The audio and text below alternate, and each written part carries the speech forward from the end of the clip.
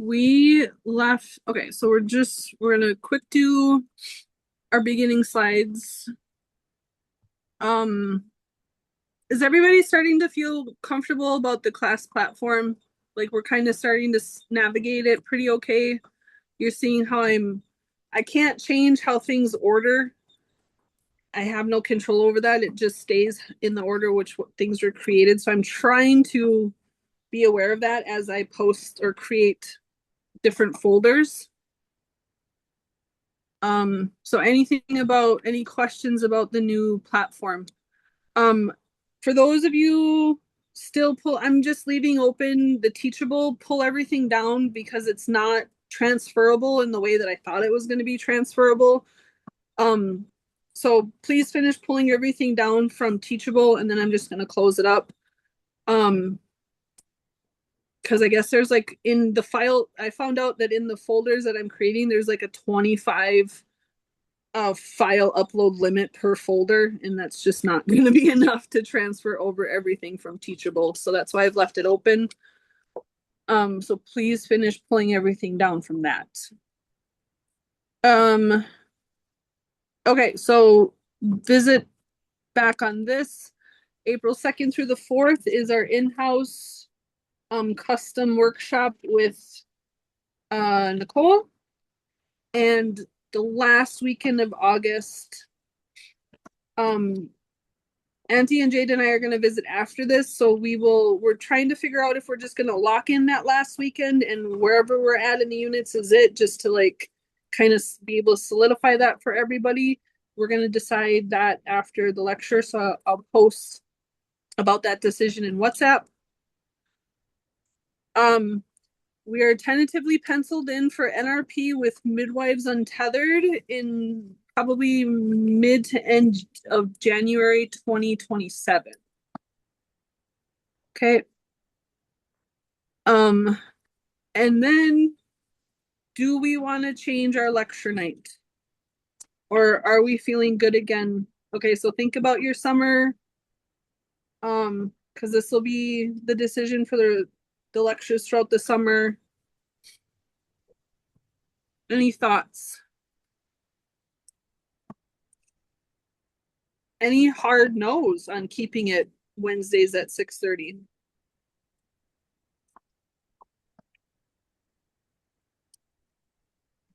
I think I'm used to it. Okay, yeah, it's feeling like a habit now. Yeah.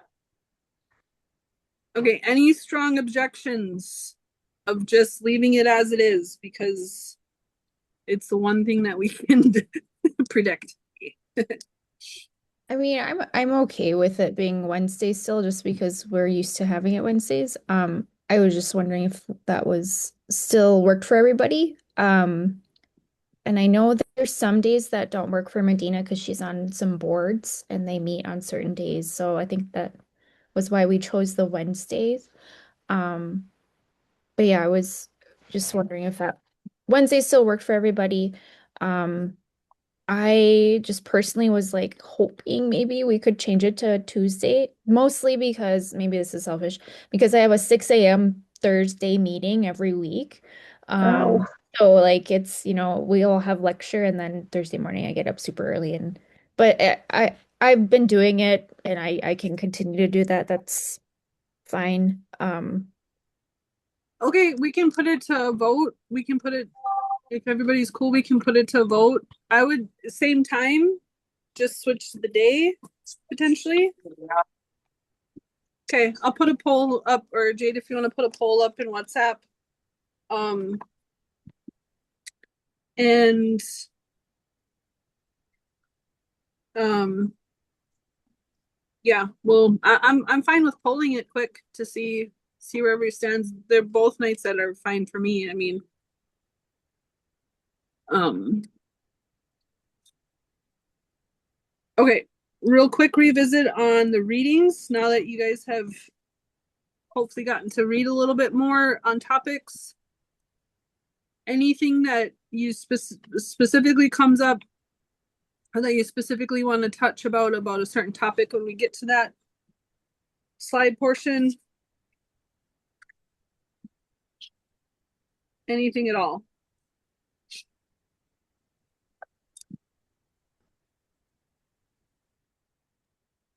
Medina's in a school board meeting right now, and when she finishes, she'll jump on. Okay. So anything about this, any readings from this unit? Even if you want to revisit something from the last lecture, it's totally cool. Like I really want to make sure that um it's feeling quite solid about these topics.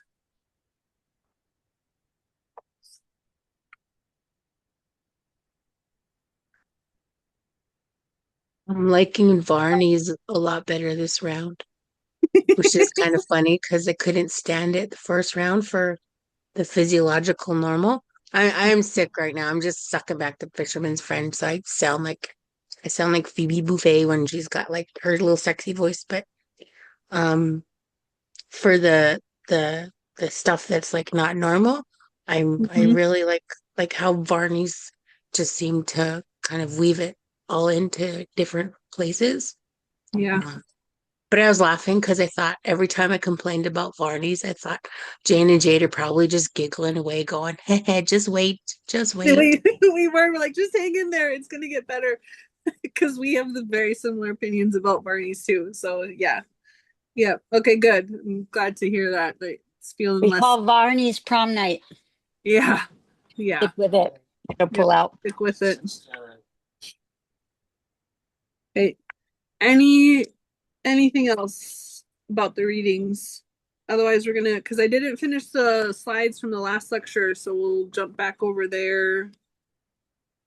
Finish those slides and um goodness, don't need that much smudge. Maybe I do. I probably do. Okay, 52. Okay, so okay, so oh shoot, I forgot to. I will post that article. Jade sent it to me. Okay, um, here we go. Back into uh diagnostic tests, support additional diagnostic tests. How do I start this out? Okay, so this could be, I mean, this could be an area where you require 20-week anatomy scan. That's reasonable if that's, I mean, if you incorporate that into your style of support. Um, growth anomalies, 2VC, low-lying placenta, previas, accretas, incretas. Um, I mean, it really just reflects, or lab work, right? Like it really just depends on where you feel like your comfort lines are or where your hard lines are. You know, um, I can't imagine a time when a 2VC is not a hard line for me. However, I still don't require a 20-week anatomy scan.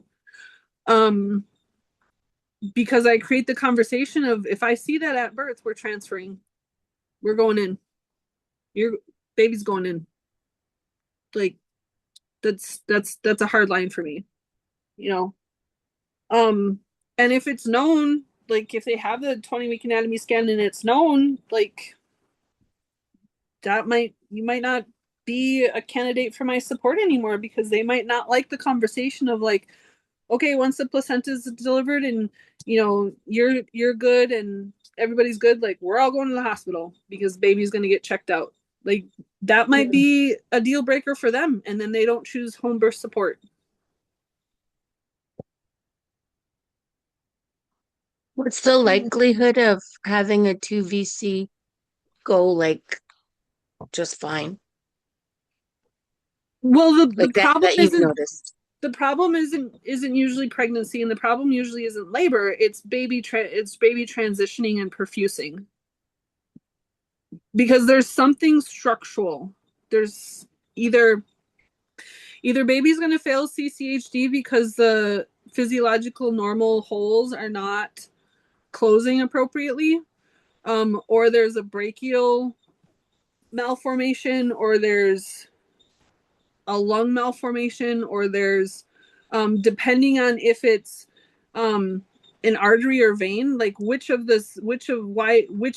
missing, right? So if it's Well, it'll always just be a single umbilical artery, but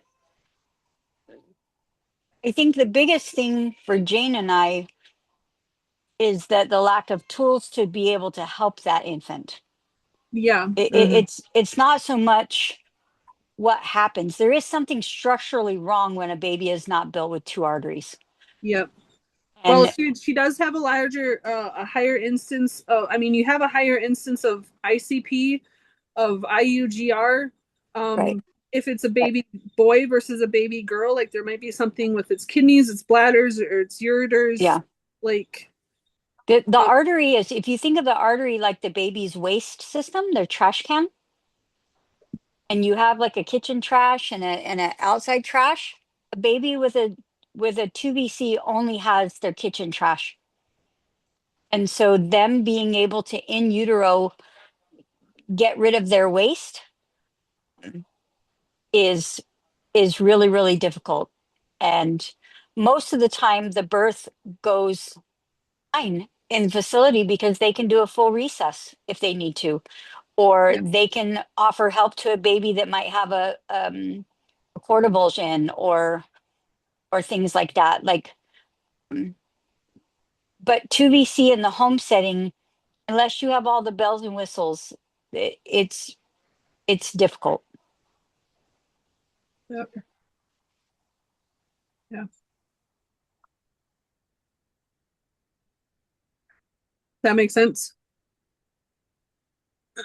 Yep. Yep. Right. Yep. Um, yeah, low-lying placenta. Is that part of your requirement of support? Like you want to know where the placenta is? Um, do you have a comfort line difference of an anterior low-lying placenta versus a posterior low-lying placenta? Because almost always those anterior low-lying placentas you'll bleed. Good amount of blood before baby too.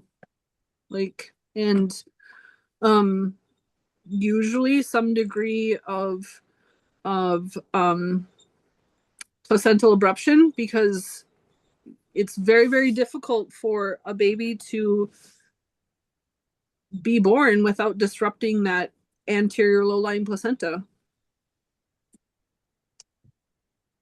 unless the baby is an OP baby, like all the way through, which is possible. I mean, it's Don't possible. call me out, Jane. I know, right? Like, try not to, but um, but then knowing that too, if you do know, you're like, okay, well, you have a low-lying anterior placenta. Then you can create the conversations of, you might have a lot of back labor. There might be a little bit more bleeding. If you choose to carry pharmaceuticals, then you can create the conversation of like, look, you have a higher instance of having partial abruption, a little bit more bleeding right before baby, right after baby. Maybe you change your line of when you use those pharmaceuticals, or which tinctures that you use differently.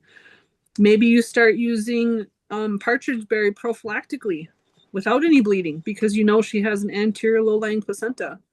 Um, Posterior low-lying placenta, not quite as much as of a side eye from me, um, because most babies, I will pay more attention to what position baby is taking on at the 40-week checkup though, right? Because if they're coming into the pelvis textbook, like on the left side, LOP, LOA, or LOA, LOT. Thank you, baby. Thank you. But that can be a helpful piece of information. Um, or are you comfortable with not knowing that piece of information and you just kind of hold all the things in your mental Rolodex? You know? Um, Pretias and accretas, as a new midwife, that might be reason enough to have a 20-week anatomy scan, right? It might. I mean, they're rare. They are, but I mean, they're rare until you see one. Until you're supporting a lot of VBACs. Yep, that's another consideration. Like, is it different with primips? Do you require this of primips versus gravids versus VBACs versus history of multiples versus, you know, do you only require these of certain situations? That's potential.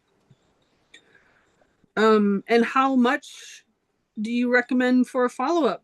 Like if she had breakthrough bleeding at 17 weeks and then you're like, hey, look, you need to go in because X, Y, and Z are usually the only reasons why this happens and we need to know, and she finds out that it's a low-lying placenta.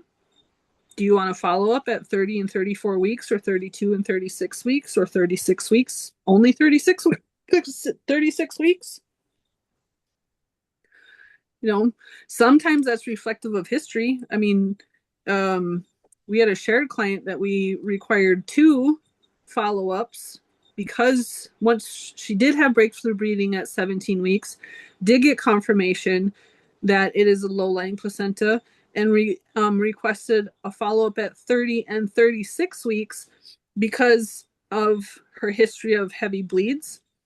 She doesn't tolerate labor super well. She has a high BMI, walking BMI, much less pregnant BMI. And her history is she progressively postpartum hemorrhages higher and higher. So with that gal, Jade did ask her for a follow-up at 30 and 36 weeks because she needed to create the conversation of we need all the groceries and a second midwife. Otherwise, it's not safe. It's not morally ethical to support this known situation at home. And part of it is the consideration of what's the attitude of the family. That family as a whole is a home birth or bust family. Like they will die on, and Jay just supported one of the family members and literally had to go elbow deep with both of her hands and another midwife's hands. And the husband was still asking, well, how much time can we wait? And her baby was born with an APGAR of 2 Yeah. yesterday. So sometimes the consideration of asking for these things is pieces of information, yes, but is also to create these conversations of not in a fear-based tactic, but a reality-based tactic. Like this is the reality of it, because sometimes you will come up against, not up against, I don't mean it in that way, conflictory way, but sometimes you will work with families that are very much home birth or bust. Sometimes it's strong medical bias. Sometimes it's strong, well, if I trust everything will be perfect. I would love for that to be more true, and maybe that's your practice. Maybe that's integrated into your practice style. Like, this is just me and Jade. Yes, we would love for that to be true 99.99999% of the time, but I don't see my role as that. I see my role as you're asking me for information, you're asking me for transparency. And in my education and my experience, when I'm seeing these things, these are the potentialities. Yes, there is a possibility that with a low-lying anterior placenta and a 10-pound baby, she barely bleeds. Yes, there is that potentiality. Yeah. But there's also the potentiality that she has a partial abruption as baby is halfway out. Which is And what we had. that's not, I don't see that as us not trusting birth, which the more you get into the midwifery world, like you'll come up against that. Like, oh, well, you guys just don't trust birth enough, or you're too clinical, or you're not traditional enough. And maybe you incorporate some of these things into your own style of practice, and maybe you don't. That's for you guys to figure out, like, what is your style of practice?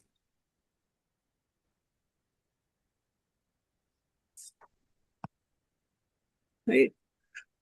Um, Same, honestly, same considerations with diet. I mean, I've worked with and around midwives that require a 2-week food journal every single trimester and won't support women that came into pregnancy with a high BMI.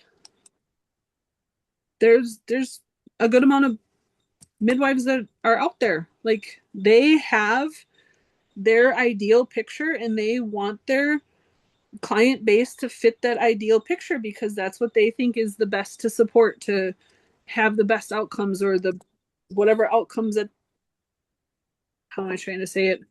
I'm not Well, trying and to infer like pad their stats, but like kind of no, a little bit well, a to little bit. reduce instances of transfers, and that's how they feel like they can best reduce instances of transfers. And some states have guidelines for out of hospital birth with That's a licensure. huge consideration for sure. So they may not be able to take someone whose baby has been identified as IGR, mm, any kind of fetal growth restriction, or, you know, uh, what's another one? Uncontrolled gestational diabetes. There's lots of things that you might come across experiences as a traditional midwife where you don't have the bumpers of licensure. You don't have that Yep. protection written in to protect you from having to make these decisions as a midwife. And so you can, you're going to have to figure out, kind of like what we're alluding to, like you're going to have to figure out your own ethical considerations there, Mhm. because you're not going to be beholden to any agency that can take anything away from you. Yep. I don't weigh clients at every checkup, but my preceptor did. Like, she had a limit of what she deemed as acceptable weight gain. And not to say that I haven't created those conversations, because I have, when I see the difference of disproportionate versus excessive, right? Like, what do you consider excessive? 50, 60, 70 pounds, maybe. Versus disproportionate, I feel like taking the whole picture, right? Like, her belly's bigger, but her hips and her legs are not. Okay. She's not crested excessive, but I would consider that as disproportionate. I'd be like, hey, how's eating going? Because actually I need you to kind of build up a booty and a little bit of thighs. Like, that's actually gonna help you. Like, if I don't see a notable, I don't want you looking like a toothpick that swallowed a basketball. Like, I've had more conversations around restrictive weight gain versus excessive weight gain, because your belly's pregnant, like your whole body needs to look like you're pregnant by the time that you're 34 or 36 weeks. Like, if you want to successfully breastfeed, if you want to recover well, like, fat's not the enemy. So I choose to take out the scale. Now, majority of, especially first time moms or first time home birthers, like, they're kind of going to keep a track. And if I do have a question about it, most of the time they have one in their bathroom. I'm like, hey, can you just like jump on? But again, it's a tool that I'm creating the conversation around. It's not because I'm trying to belabor on the number. And then we circle into like, okay, what's diet look like? Like, you know, and then there's a difference between, okay, I'm meeting my protein, but you're actually calorie restricting in other ways. Like, okay, yeah, you're hitting 100 grams, but then you're not eating any good carb, starches, or fats, because you're like, oh, well, I hit 90 grams. I'm like, little too literal. Okay. Like, but you still need carb, starches, and fats. Like, and sometimes I do work in a lot of sports analogies because that's what I know really well. So I can use those as an analogy tool, and when I'm trying to convey that conversation of like, well, I work with a lot of ranchers too, and we like, well, you wouldn't starve your barrel racing horse, so how about let's not starve Sure. yourself.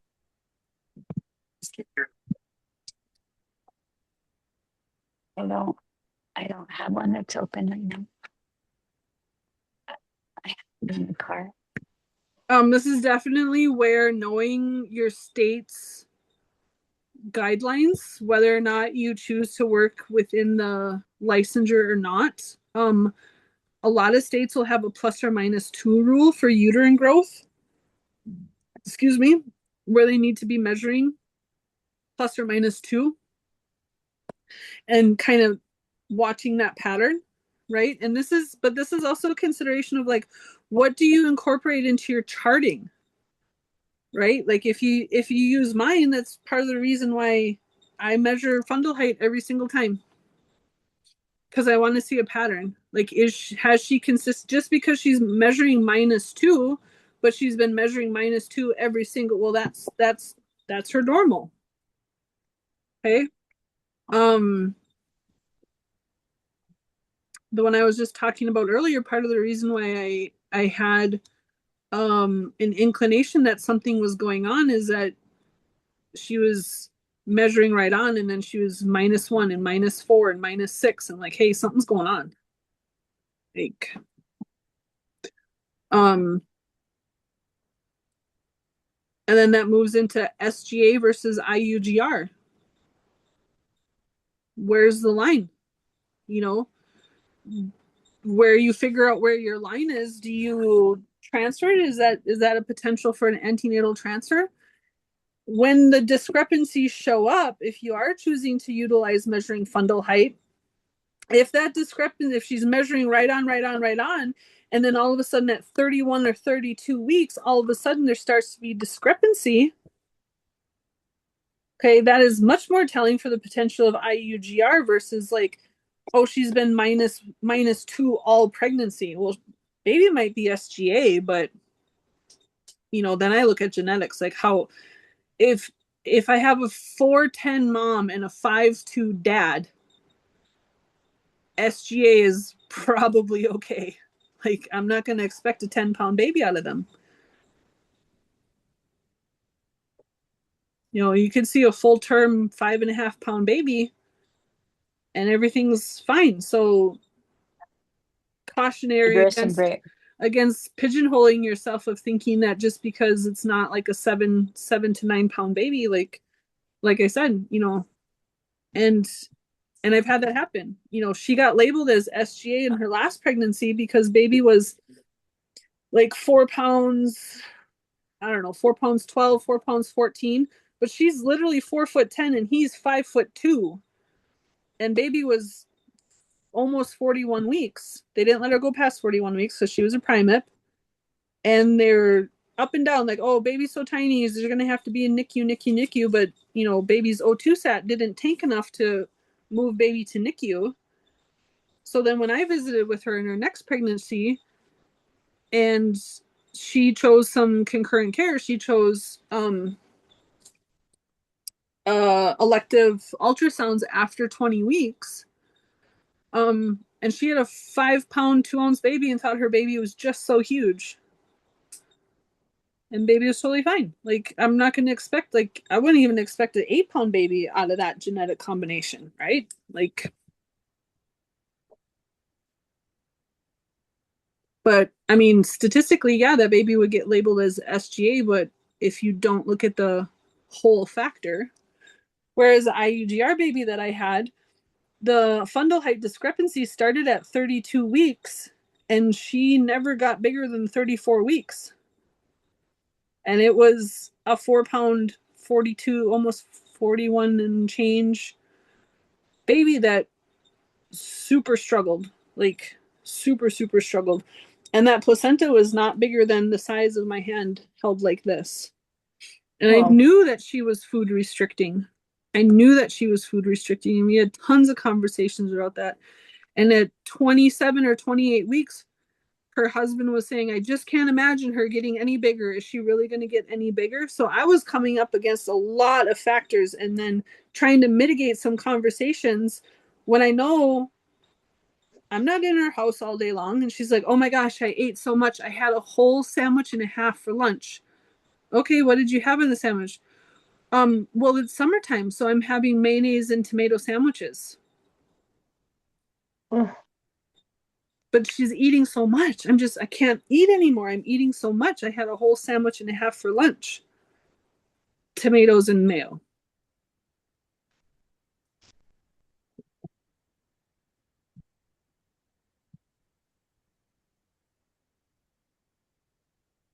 Anything else on this one? I would just say that when you're looking at pre-pregnancy high BMI, and Mm-hmm. I don't try to like be vulgar with women, but I ask them questions about their intimacy. Like, do you have the endurance and the stamina to, to finish, to get to the finish line? Um, can you be an active participant in that, not just like missionary style where you just lay there, you don't have to expend a lot of energy. And part of the reason why I ask these questions is because her vagina and her uterus don't know she's 300 pounds. And but how she tolerates labor is going to be a factor on what kind of endurance. If and a lot of times ethnicity. If I have a 280-pound Hawaiian woman, I don't even ask her these questions because I know she's out there doing hula bag. There are some in the thing. Figure it out. I don't care what you do. I'm not going to bother a Hawaiian woman because she's out there doing hula. She's out there moving her body every day. Um, Mm-hmm. if we've met a lot of Native women where they're like, "Oh yeah, I had a C-section because my BMI was too high." And I was like, "Okay, well, did you gain 200 pounds in your pregnancy?" She's like, "Well, no." And I'm like, Are you still doing all the things? You're still active. You're still doing whatever." She's like, "Yeah." And I was like, "Well, then I think you can probably have a vaginal birth." Um, but the guidelines are there, one, to pad stats, right? But also, um, you increase your inherent risk the more you take on these things that are out of the norm, right? Yeah. And it could be argued all day that home birth is for low risk women, but birth is low risk everywhere until it's not. So when Yeah. you're making these choices as a midwife to decide what you want to do, and Jane and I had a student where we were like, look, if you are uncomfortable with these things, say no at first until you get a little bit more confidence, you get a little bit more burst under your belt, and then you can decide, um, if you want to push your goalpost back a little bit. I didn't do Yeah. VBACs initially. I didn't Yeah. do multiples. And that's definitely going to be a really important consideration for some of our communities because we do have higher instances of type 2 and the use of metformin. Mm. If she's going through IHS or any doctor and then being put on metformin, they're going to say like, "Oh yeah, you can get pregnant and use it throughout pregnancy." And I'm not saying that's not necessarily wrong, but there's not enough out there actually.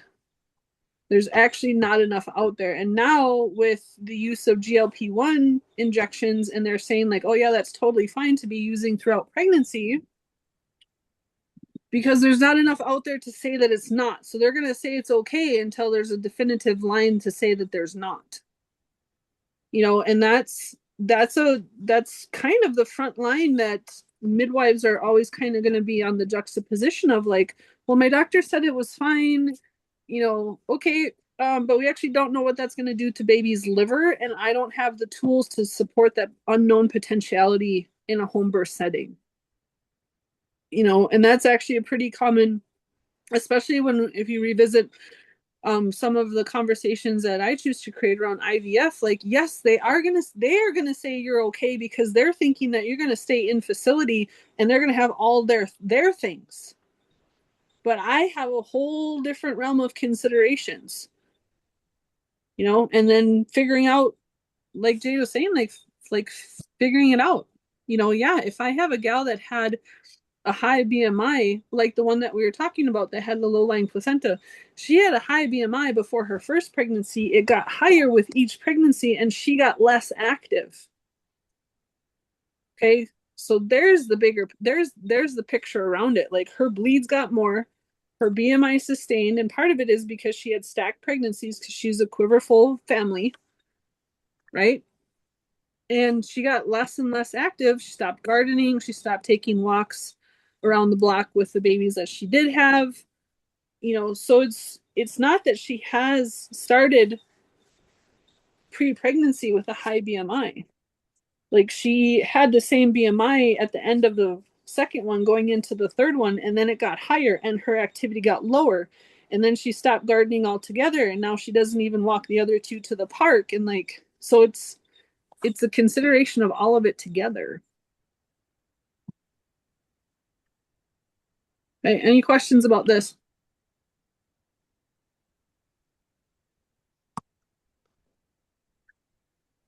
All right. Got to the end of that one. Yeah. If you don't see that, we'll visit about that at the end. Okay. Okay, so considerations about malposition. What's the line between comfort and concern? Well, what are we talking about? Okay, so this is where choosing to palpate, and it probably seems like a no-brainer, but there are midwives that don't. So if you choose to palpate in your prenatals, what are we looking for, right? Curve of the back, squishy end versus pointy end, right? This is part of learning babies normal. Okay.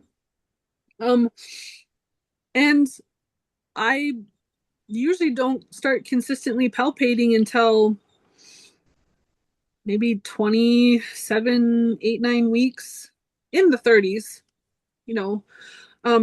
Depends on, are they primip, are they multi-gravid? Like you can see babies in the oblique and traverse up until, if they're like a G5, 7, 8, 12, whatever, that baby can be hanging out in the obliques or the traverse kind of late, right? And that might be a comfort versus concern.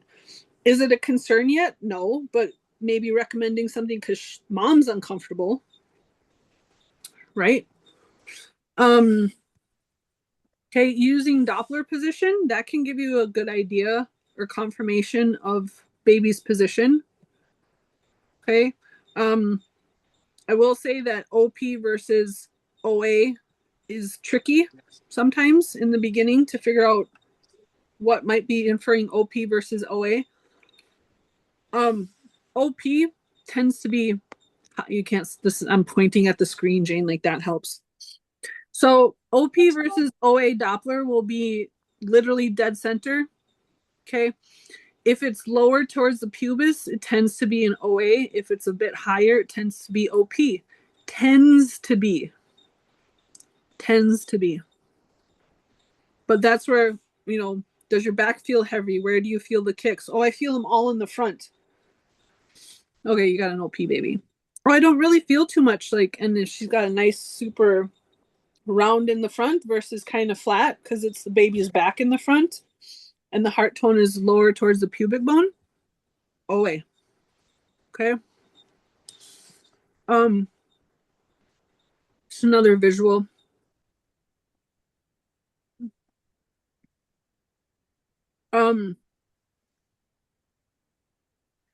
Get I'm gonna make another palpation belly, but if you literally just get a baby, I got my baby from Walmart.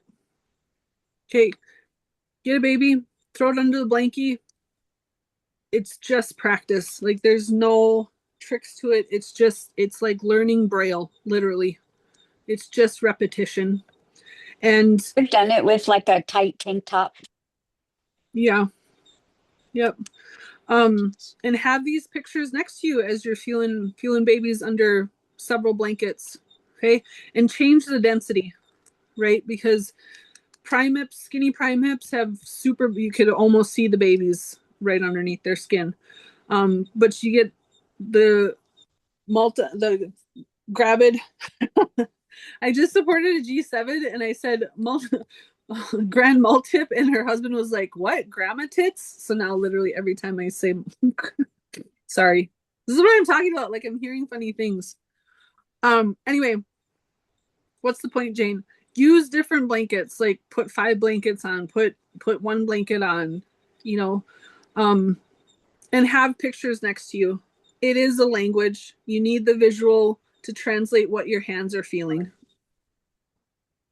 Okay. Like I said, I don't unless she's reporting something is very comfortable, shooting pain down her leg, super achy back. I usually don't encourage too much about baby's position until the mid to late 30s, week 30 gestations, unless she's saying she's uncomfortable with the position of baby. So that's the whole consideration of concerning versus comfort. Okay. And we'll be learning with Nicole, you know, incorporating some spinning baby stuff. A couple of you have extensive experience with yoga. You know, what's in your Rolodex of recommendations? You know, all kinds of stuff. I know tons of midwives that literally never recommend, oh, well, that's just being pregnant. Okay. Well, I guess it's not that they're wrong. It's just that that's their style of suggestions. Okay, so, but now we're going to talk about concerns, right? So, when palpations start feeling wonky, when you can't, what you're feeling with your hands, there's not putting pieces, the visual puzzle pieces together in your mind. Okay. Um, these are concerns. And some of the, like, I don't know, face presentation, a I had a loss with face presentation, and it will probably always make my butthole pucker.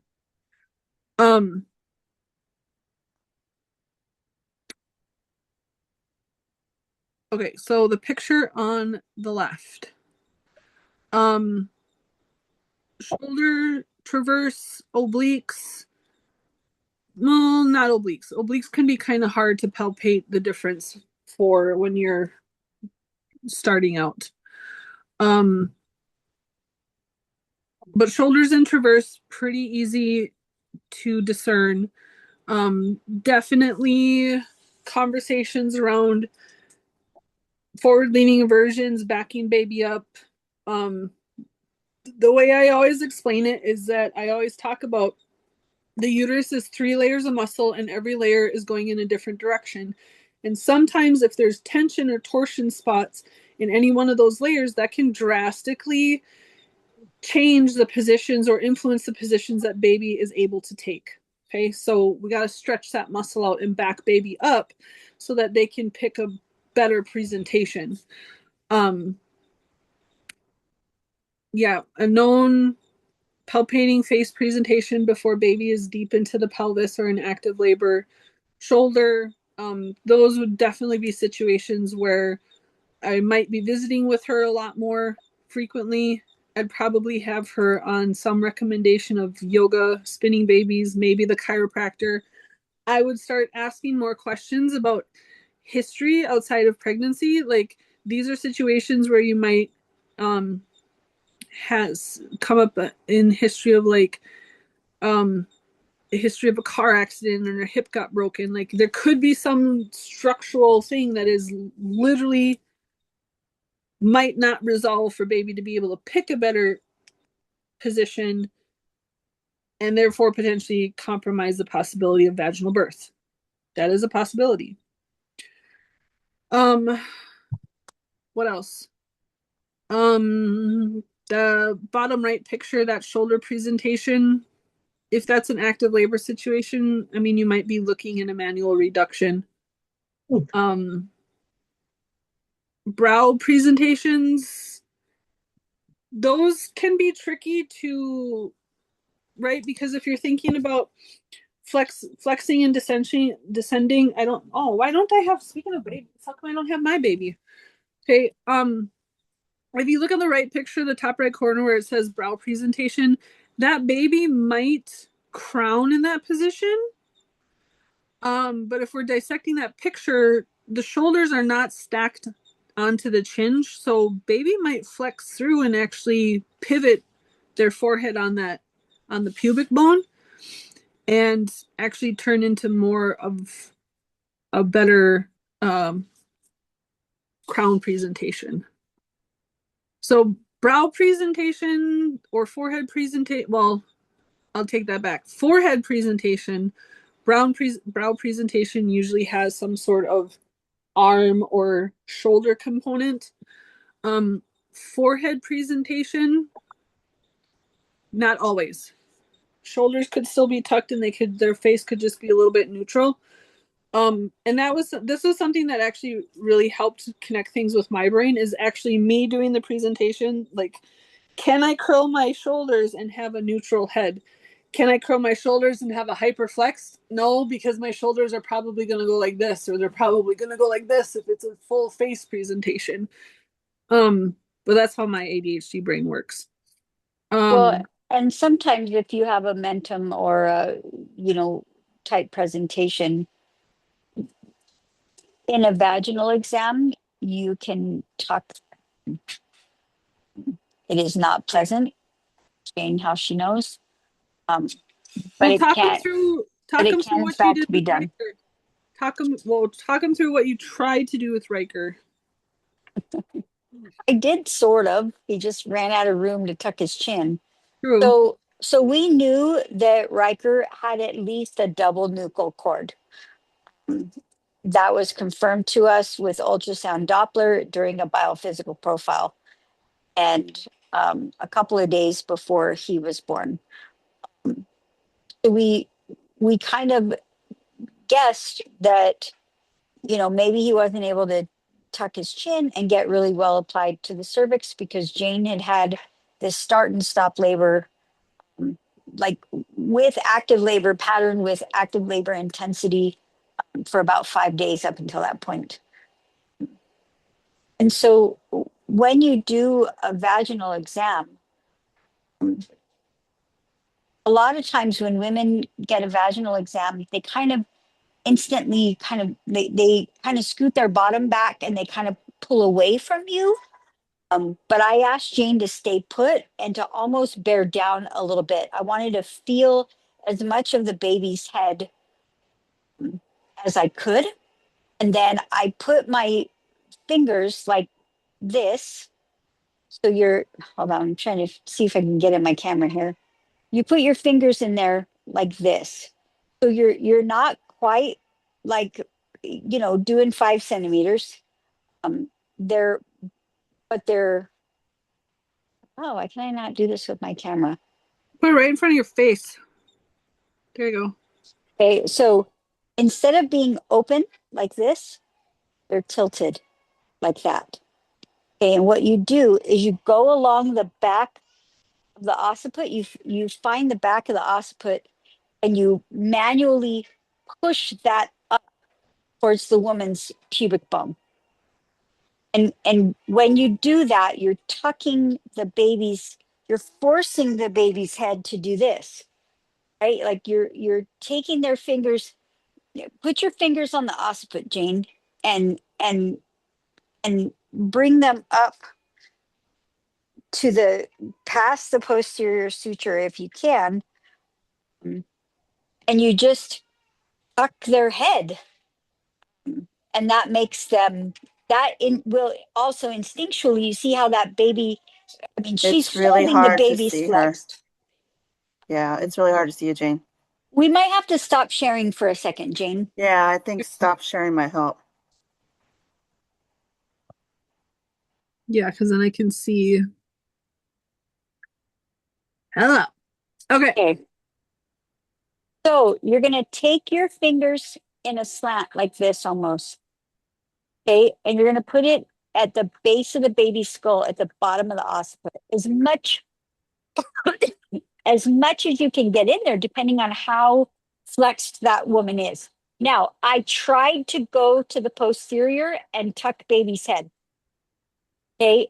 The reason why Jane says I was not successful was because of the way he was situated. I did it this way. So I actually physically put my fingers just like that and pushed as hard as I could to get him to flex. And he was born literally with the indents of my fingers in his forehead. And I was like, oh, sorry about that, friend. I did that to you. But you can, if your client is willing. Now, you see how much of Jane's hand is in there? Your whole hand is in there, guys. You're not just feeling that with a couple of fingers and these are at the introitus. Your whole hand is in there and you are pushing that baby's head. Um, it I is, was like maybe it a is, 5. I was maybe a 5. yeah, yeah. But But there's also you other don't need considerations very too. much dilation. I was a grand multip, and she knew I wasn't going to kick her in the face. Like I leaned into it actually. So there was a lot of conversation around it, and um and yeah, she wasn't, so cuz he was hanging out in my left hip pocket, and his arm was wrapped up in his cord and holding his face Like, sideways, like yep. literally like this. And his Which is why I could not get the posterior, the back of the head. Mm-hmm. plus he was an 8 So, pound. He's got a big head. well, yes, and he had a big melon. Around the back. She's got little carny hands. Yes. Now, Okay. towards the end, I tried to do the back first. And when I realized I couldn't, I moved around to the front. And at that point, I was not entirely sure I wasn't getting kicked in the face because she was like, okay, that's enough. And I was like, I'm almost done. I'm almost done. I'm almost done. But it's incredibly uncomfortable. But I really do think looking back, that tucked him enough to be able to do his cardinal movements and get well applied to the cervix because the next day he was fine. Yeah. So, but we were able to confirm that. We thought that he might be hung up a little bit. We were hearing a lot of cord sounds like just above her pubic bone, which we thought, okay, like, does he just have like a bunch of cord there? Like, what is he doing? And there, how much do you want me to share about this, I Jane? don't care. Go ahead. There It's was, an anomaly, so this is going to be helpful. Okay, so yes, the thing is like the things that we did to get Riker out, we only did because it was her and me. Like this right, is the MacGyver backwoods rural midwifery shit that is not physiological labor. This is not physiological labor. We tried a Bakri balloon, okay, to fill it up past full, to back him out, to then drain it and see if he could slam down on my cervix because I had active pattern for 5 or 6 days. I got to like my contractions were sitting at like on the pain scale like a 7 or an 8 every 2 minutes, and then they would stop. Okay. And we had a lot of conversations, right? So this is what we're talking about. Like you have to figure out and where your maybe we comfort wouldn't, line is of supporting or not supporting. Like, and if you saw this as a student, be like, holy freaking shit, I'm never going to do that. And that's okay. That's right, okay because we were because seeing heart anomalies on the Doppler. right, That's why I agreed to a biophysical profile because his heart was starting to sound wonky. My blood pressure was not happy. My swelling was going off. I'm 45 minutes away from the closest ER. Like these are all part of the conversations of what we have to take into consideration. We both have experience of full-term fetal demise, so that changes the conversations that we're able to have because we have those personal experiences. So how does that change our hard line? Or does it not? right. Right? Like you're not going to have the same type of conversations with every single family. Or maybe you do. If this hits your line and you're not going to cross that line, tap out. It's okay. It's okay. And I think what's important to note is that when we share this story with other midwives, the days of persistent marked variability, the weird heart tone sounds that we have not been able to identify, even though I have sent the recordings of those heart tone sounds to MFMs, to OBs. I'm like, what is this? And they're like, we have no idea. So there were lots of things that that other midwives have been like, why didn't you send her in for a section? Yeah. It's not ethical of you to stand there and potentially watch her baby die. And I'm like, well, they're both alive, so there's that. But part of it was those conversations, like, okay, how long are we going to allow him to do this? And why are the things that we're doing not working? It wasn't like we just laid around and we were like, yeah, let's have a baby. Like there were lots of really hard conversations. And if you don't have a good rapport with your client, and I think that I don't know that I could say that I have the same type of relationship that I have with Jane in supporting that pregnancy that I bring to the table with other clients, because I really don't. But I think that part of knowing your client and knowing yourself Mm-hmm. is what's going to help you build those parameters, right? Yep. Jane and I both knew what our hard lines were. And at the end, I was like, how far are we pushing these goalposts back? Yep. So And how do we and translate it to situations that aren't you and me? Okay, well, I just did that with my G7, right? She had an outline consideration that she used vaginal suppository progesterone until 34 weeks, because she wanted to make sure that she stayed pregnant, and that wasn't me. That was before she came into care with me. Okay, but I knew that she had chosen to do that.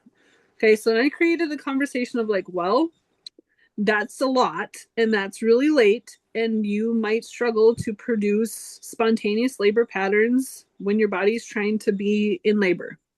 Okay, so started with that conversation.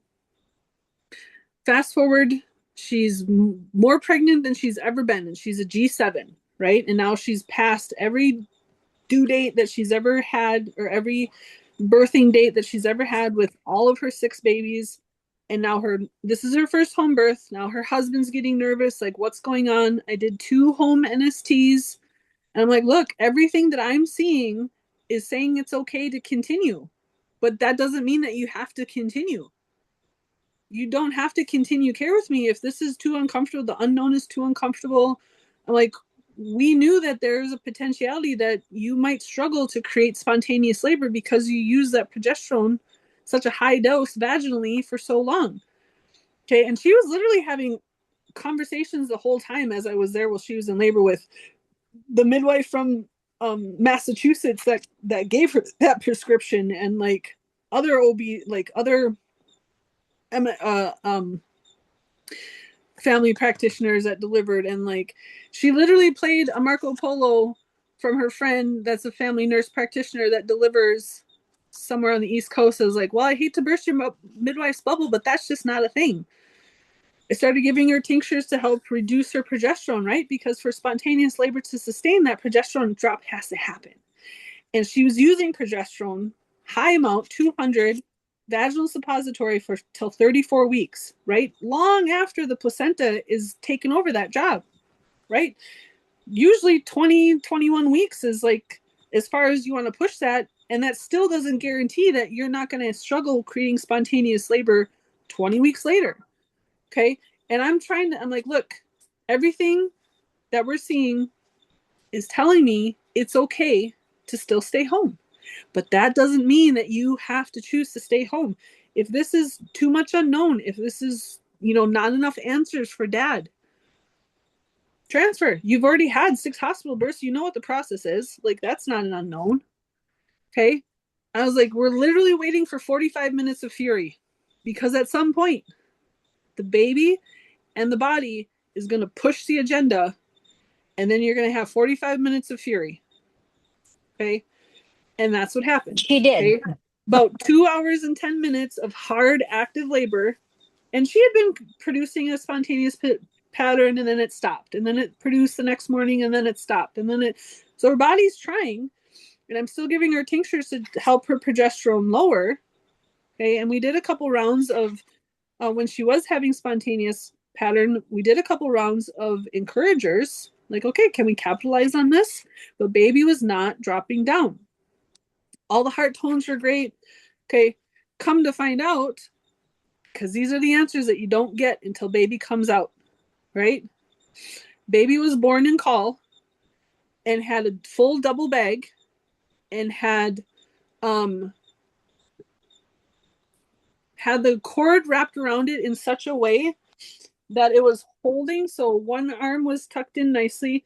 The cord was wrapped around the wrist and literally held the arm down and away from the body. So baby couldn't tuck in. So that with the progesterone, baby couldn't drop down because the arm was like literally double bagged, so the waters didn't break. Baby was born in call. 45 minutes of fury. Okay. And that's the patterns that you don't have those answers until after, right? So we had a short cord, we had a double bag, the body was struggling to produce an active pattern that resulted in baby. But at some point, body and baby are going to override it and just going to push the issue, right? Same thing happened with Riker. It was like stinking clockwork from 8 at night, all those 6 days from 8 at night to 4 in the morning, I was having active pattern. We tried tinctures to push the issue. The night that he was born, that didn't start until 9:30, and it didn't build up. It just freaking hit me like a board. All of a sudden, I was hit by a freight train, and he was born a half a minute before midnight. Like, get in the yurt. Yeah, 45 minutes of fury. It didn't build up anymore. It just freaking punched me like a board. And then because baby and the body were just like, we're done.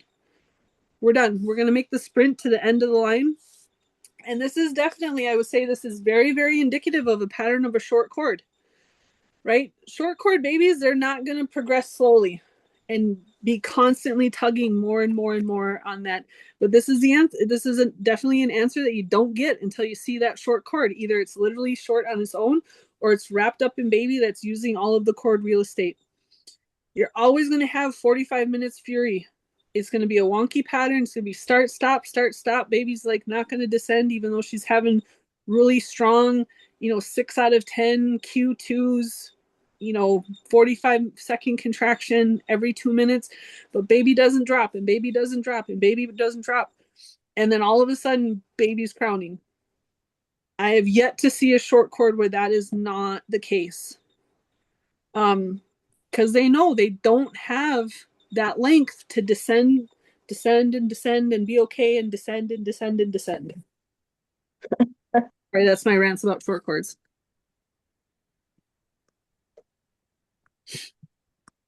But I mean, in a hospital setting, right? Oh, you're not progressing. Oh, you're not dilating anymore. Oh, you're not dilating anymore. I would bet if Jade had checked me right before that freight train hit me, I was probably a 6, maybe,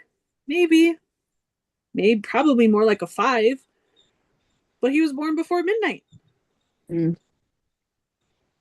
Well, and the baby that we supported yesterday, pick your baby back up, Jane, if you would.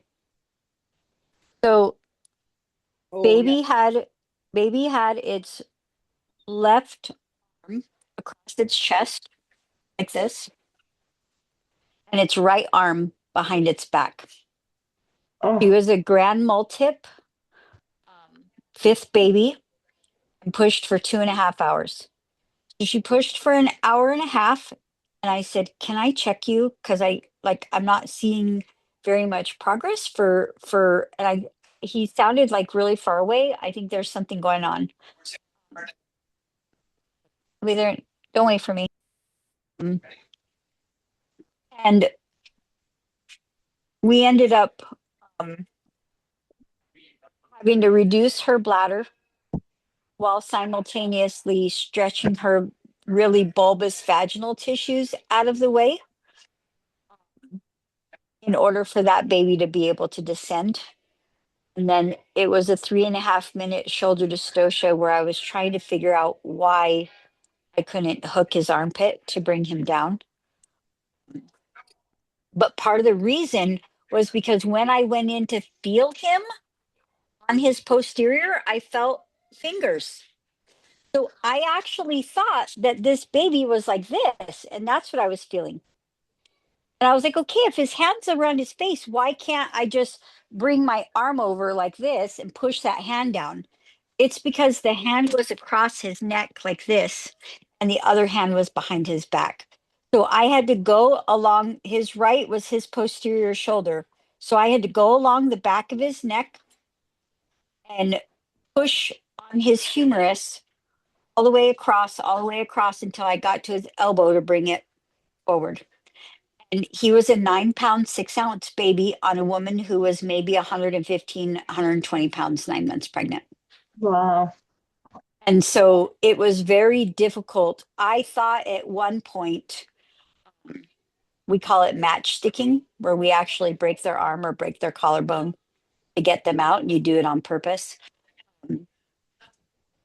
I I said to the other person that was there, if I can't get him out, I'm going to match stick him. Yep. And she said, keep going for the arm. You've almost got it. She's like, keep going for that posterior arm. She's like, I can see it. You've almost got it. And so I just kept trying until we got him out.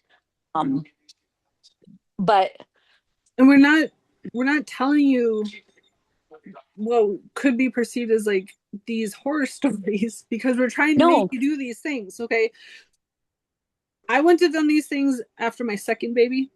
Okay. Even as a midwife, like where I'm at now, the maneuvers that Jade's willing to do, that I'm willing to try, like there would have been nothing wrong when Jade checked those heart tones. There's like, something's going on. I think something's going on that's just not good, like unknown, not, I don't want to say necessarily use like that not good language in labor settings, but like there would have been nothing, nobody would have thought anything if she peer reviewed is like, yep, and then that's the point that I chose to transfer. Okay. And if that's a known comfort line as a new midwife, or always, it just because it's that way when you're a new midwife, it could be that way for the 20 years of your career, and that's okay, right? well, and this home birth or bust family that Jane was Yeah, talking about, this is the sister-in-law yeah, of that gal. And they're all that flavor. yep.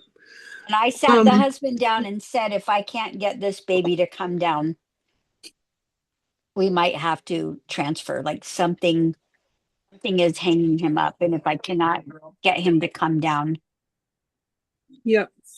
And we then we contemplate to tell you these stories too, but in rural midwifery, this is rural midwifery, and sometimes in our communities, regardless of it's a home birth or bus family or not, okay, maybe they're not, but maybe you don't have time. Maybe it's still you're calling for EMTs, but you still got to get the baby out. So that's why we still tell you these stories, and that's why we still talk about the maneuvers, because even if you have the intention of transferring and that, but baby's still coming, you still got to do something, you still got to have the tool set to choose not to use them or when to use them, right? Or as I like to, after World War III, when shit hits the fan and we're the only option, like we still got to know how to do some of these things. well, and My I don't, conspiracy theorists yeah. for the night. Well, and I definitely don't tell you to make you afraid, right? But to tell you that everything can be totally normal. A totally normal, boring labor pattern until the last 3 hours. And this is a family that doesn't really do like vaginal exams or anything like that. She allowed me to do a cervical check. I offered her AROM. She declined. And when her water broke on its own, um, it was pretty forceful. And I think kind of slammed him into a position where he couldn't back out of that again, you know. And he said, well, should we have just allowed you to break the water? And I said, it has its own risks, you know, but it might have ensured that he remained tucked, right? But we're never going to know.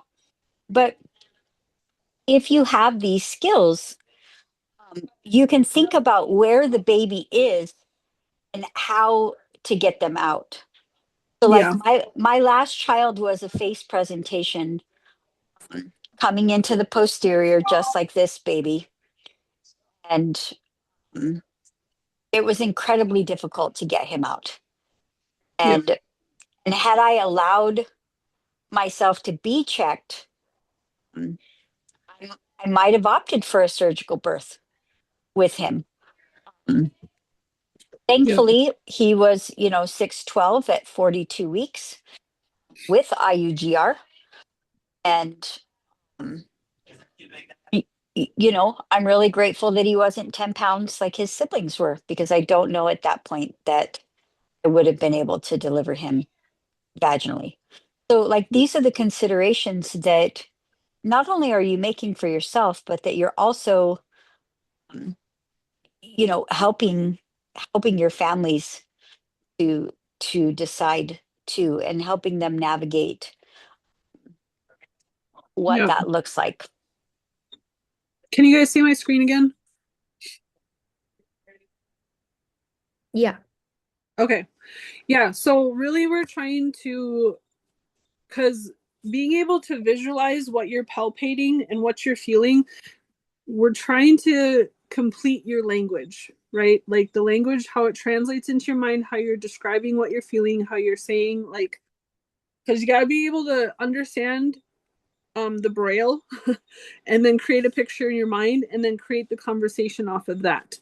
Or if you're not trying to create the conversation, like understand what you're seeing, and then if it's a face presentation, at what point are you going to choose or not choose to try and vaginally, do you have enough time to try and vaginally reduce and like try and tuck baby's chin?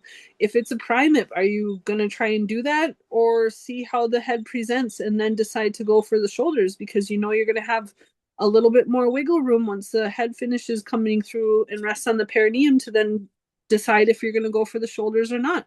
If it's a grand multip, do you have more space to use both of your hands and create space and then try and reduce and then try and and then understand the rotation of the pelvis? I didn't include that picture, right? Because most babies are going to choose that clockwise turn.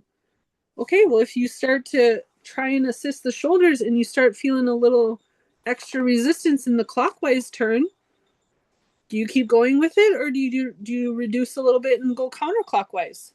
Right? So we're trying to translate these pictures in your mind, so then when you're looking at the structures with the soft tissue, you can still picture what space you might have to work with, or to decide that you don't have the space, or to decide that this is a line. Like if you feel like you have to, is that a hard line for you? If you feel like you have to manually intercede, you know, are you in town? Is it fast enough response? Right? So that's why we still tell you all these wonky donkey stories. Any questions or thoughts about this? It's a lot, okay? And again, hang in with us, because we are going to do more hands-on stuff. That's why our next in-person is most likely going to be 4 days. Okay. Are we feeling comfortable though with the theoretical understanding? I don't know why you guys aren't no one's popping up on my screen at all, so you're just gonna have to shout it out. So I keep going. Anything you want us to revisit about this right now? Okay. This consideration is going to definitely pop up again when we're talking about twins, right? If you choose to support twins, what is the conversation that you're going to create on what kind of twins? Where's your hard line about how comfortable, or do you feel comfortable, or are you willing to go hands-on, either manipulation or assistance with twin A versus twin B? Right? Those are considerations you got to make. Like, I feel very strongly that if you choose to support twins, like, you got to know that about yourself, right? And then make those conversations with the family, because, right, like, everything is Instagram fantasy until you're the one that needs to help a baby out.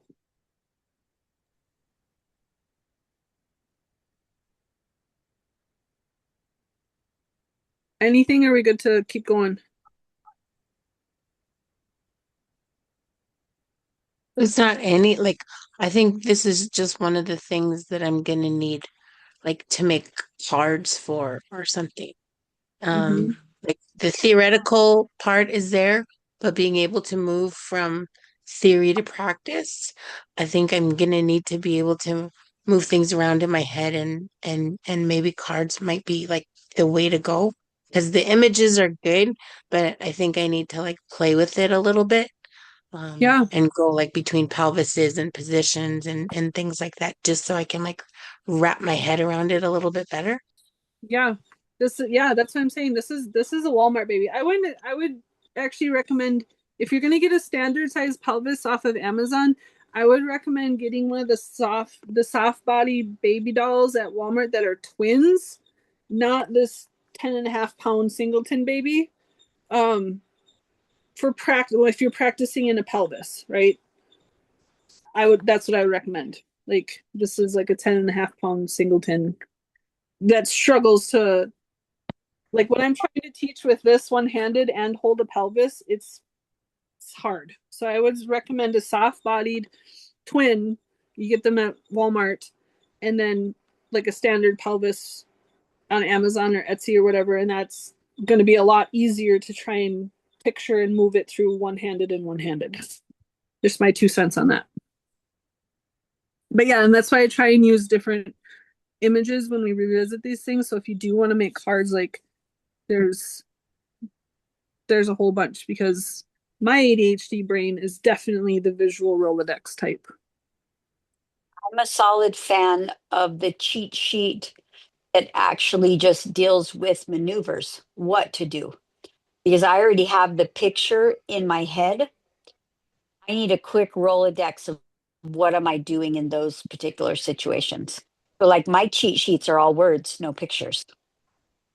Yep. Because that's how my brain works. I can go through all these pictures in my head and then use the cheat sheet to remind me of what I'm doing in those particular situations. And I have cheat sheets in my kit still to this day. Yep. I And never I know when I'm going to be hungry or tired or just be in a weird anomaly. Yep. And I bought the PDFs from Spinning Babies, so I will post those because they have their maps and their maneuvers, and I bought their regular one, and I bought their breach one, so I will post those for us too. Okay, so moving on. Physical discomforts, what kind of recommendations, supports, or Rolodex do you want to familiarize yourself with? Ligament, fascia, muscle discomfort, psoas, do you want to have some stretch recommendations, Yoko recommendations? I'm obsessed with kit tape, so I'll tape a mom, and I'll show her how to tape herself. Do you want to take some extra workshops on, you know, any of it, right? Like an extra spinning babies or extra, like, it's really up to you again. Like, and a lot of these we're going to talk about, right? Like, we're going to talk about some reboso supports, and we're definitely going to take deep dives into tinctures and herbs. Okay. um maybe there's herbs that I love or Jade loves that you don't ever choose to support with, right? Like it's really figuring out um when I started, I think I carried like six homeopathics, and now I have three folders, right? Like only start with what you're very comfortable with knowing how and when to use. I have quick cheat sheets of homeopathics in my birth bag still, right? Talk about cheat sheets. Um, yeah, belly wrapping, belly taping, tens. That's another one that I don't have on here. Like, are you comfortable with your understanding of tens to recommend it? What's other ones? Body balancing. Um, Yeah, I there's all do. kinds of like Instagram programs or Yeah, whatever now, right? I Like, refer a lot to YouTube. There's so much. I was like, yeah, mhm, there's tons of yoga. There's tons of yoga, pregnancy Pilates, and like because yeah. what helped me and what I like to do in pregnancy is not going to work for everybody. So that's why I don't. That's why I choose not to have specific. Oh yeah, do this one, right? Because I might not like how that person talks, so I'm not going to listen to it. So I'm not going to do it. Hey, um, any questions about that? Well, I guess kind of like sussing out. You know, I don't overly prescribe to the idea of like, well, that you're just supposed to be uncomfortable like that because you're pregnant. Oh, this is your eighth baby. You're just gonna be uncomfortable. Like I usually don't like brushing it off like that. I usually talk about the nutrition of it. Like it's your body saying it needs something. It needs resources. You need more electrolytes. You need more hydration. If it's your fascia tissue, like you need more support. You need more magnesium. You need more calories. You need more carbs. Like I don't 100% prescribe to the theory, the ideology that, oh, well, it's your sixth baby. You know, this is just how it is. You're just supposed Yeah, to be uncomfortable like this. common complaints of pregnancy. Common Yeah, common complaints. does not mean normal, right? Like common, well, I didn't have this and I guess this is just how this one goes. No, let's talk more about this. Like let's because so many, I mean, how many of us when we're the one in the seat, like, oh yeah, I didn't realize like this is actually going on for me and this is different and so I kind of look at myself as the Jiminy Cricket in the role to kind of point out the obvious because mom brain glosses over it for us because we're just trying to push through the day, right? Like, well, yeah, this is your sixth pregnancy and now you got kids in sports and like so I kind of view my role as like the little bit of like the mirror pause button about like actually this is these are all the things that are really going on for you. See, there's so much going on. Of course you need more frequent eating. Of course you need more electrolytes.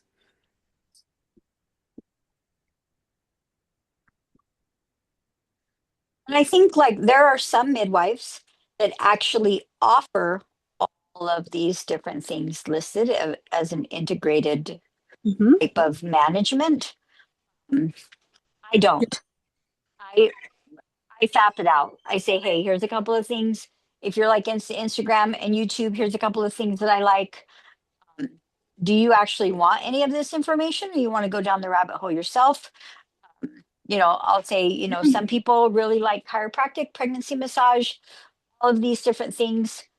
Mm, Pick one that works for you, but I'm not coming over and doing 4 hours of spinning babies Yeah. or whatever, right? Like I used to. We didn't call it spinning babies back then because that wasn't a thing. But like I would go over and I would try to correct malposition, or I would try to offer massage or offer whatever. Um, Yep. and Yeah, there's some I midwives like no longer do that. they'll do additional training in body balancing or craniosacral therapy or and I mean I have things that I have like I've done extra training in pregnancy acupuncture and Reiki support and it so I have them in my Rolodex, but I don't integrate them into my package for every single person. Like it's a very specific situation that I'm going potentially going to integrate those things into a prenatal or make a special prenatal for them. When I was a brand new doula, I thought belly mapping and belly casting was like such a wonderful and beautiful thing to incorporate into every single support package, and it was. And I had the interest in it, and I had the energy for it, and I had the time in my life because I didn't have 5 kids and like 2 hours away from a prenatal. Like, so when I was in Missoula, like that was part of my support package. It's not anymore. Like, just evolved, you know. And that's not to say like we're going to demand that you prove that you have extra certification in these things. I think that there's a lot that can be done in self-study, um, and that you can incorporate into how you provide support and care. You know, I know a midwife that like she has one whole prenatal where all they do is like yoga. What does she do? Like yoga and herbal towels or something? I don't remember. It's Like all the different than, yoni steaming and all the, no, you know, not like I yoni don't steaming, not the yoni steaming, but it's like she created some sort of middle ground where like instead of doing like the yoni steaming or like a steam bath, like she'll like hot steam towels and herbal teas basically, and like it's not the best that I could describe it is like some hybridization that she created where it's kind of like closing of the bones, but it's not because it's antinatally. But then she like wraps you in herbal soaked towels after you do her yoga vinyasa. I don't remember how she did it. I was like, that sounds exhausting to me. That would not be good care for me to provide because my emotions would not be in it. Okay. Anybody need a bathroom break? We're at 8:30. Bathroom break? Yes, no, shout it out. I don't have any. Yes. Okay. 2 minute break because I need it too.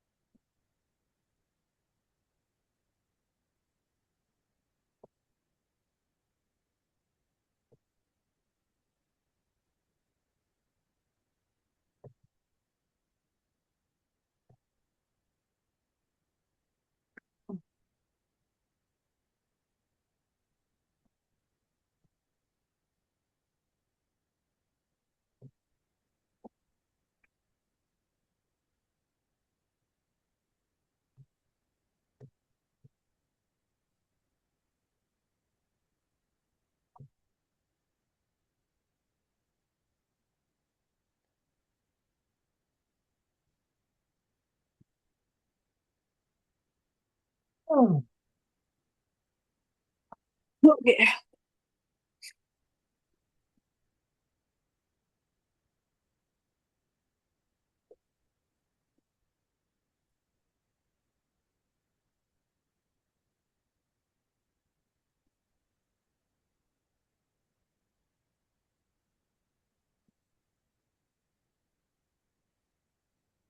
I don't know why my little window didn't show up. Oh, there it goes. Huh, that was weird.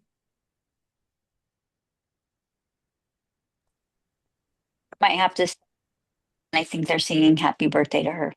Okay, that's good. I'll be back. See you later.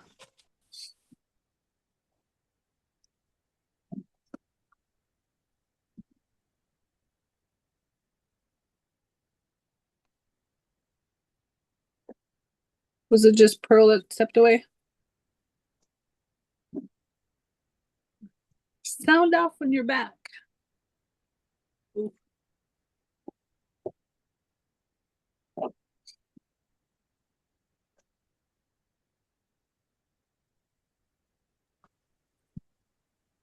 I'm here.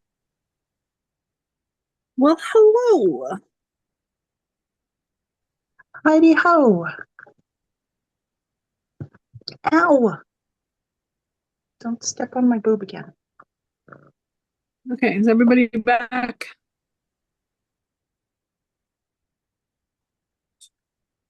I can't tell.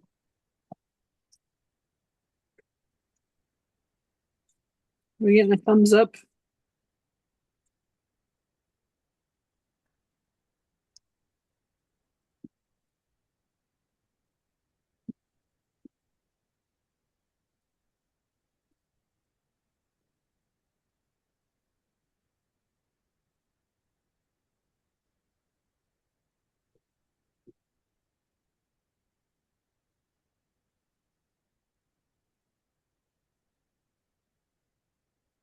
Everybody else back?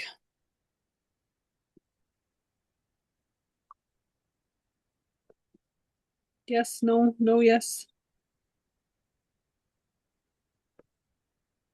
Okay, so it's looking like anybody have a hard objection to, we got 3 votes for Tuesdays. Well, it'll be 4 votes for, because Pearl's voting for Tuesdays also. So looking like we're going to be switching our lecture to Tuesdays, guys. Amaris, is that a hard no for you, or can you make that work?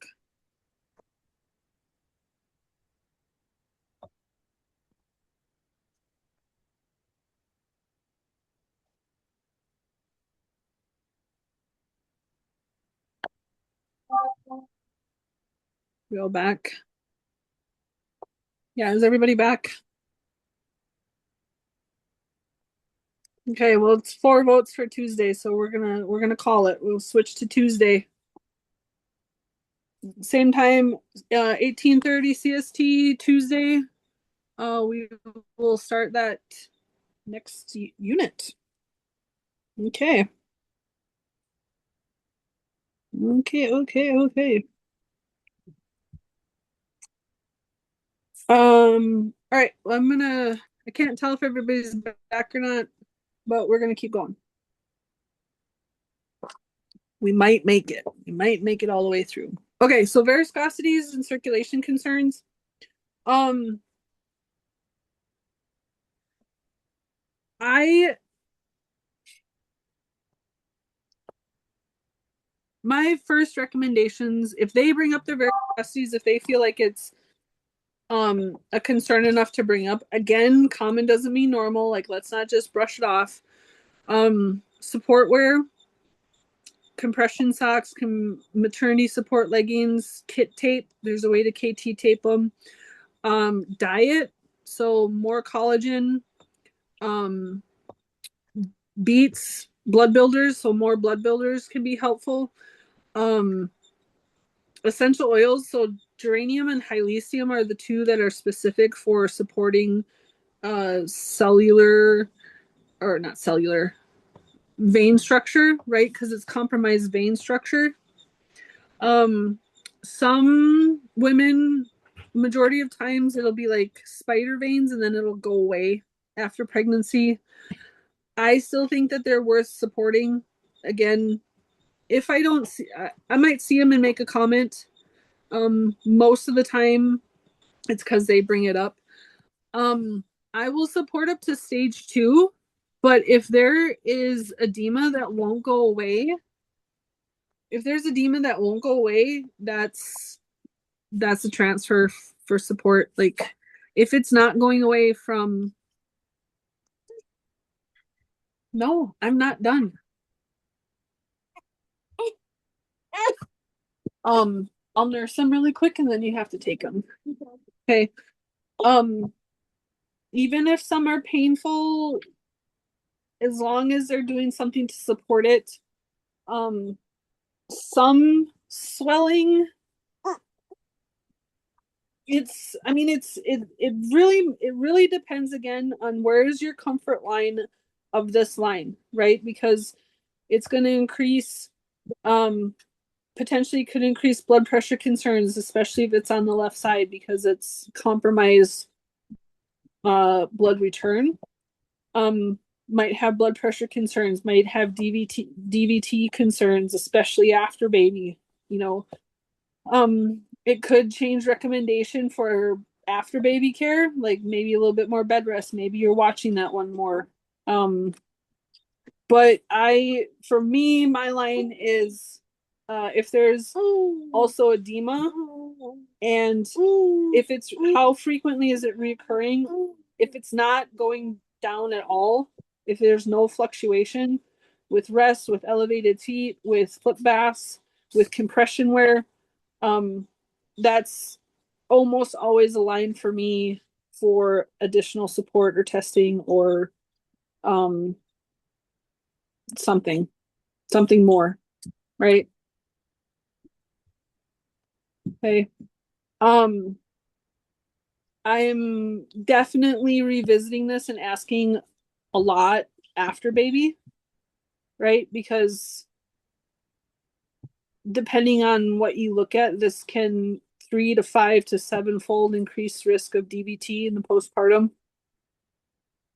And that's already fun enough to deal with or create conversation around, but yeah. And this might be a hard line for you.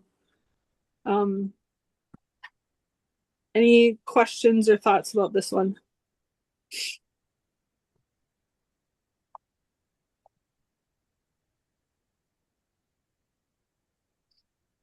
Okay. Can you let Shoshana back in if she's in the waiting room? Oh, sure. I don't know if she is. Is she? I don't see it.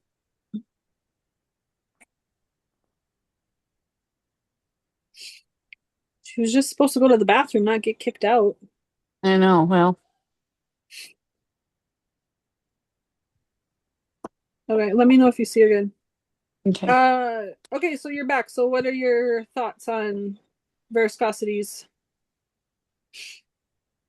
So, no, begin. So I have supported to stage 3, but that is definitely me pushing my goalposts for a repeat client. Hmm. Mhm.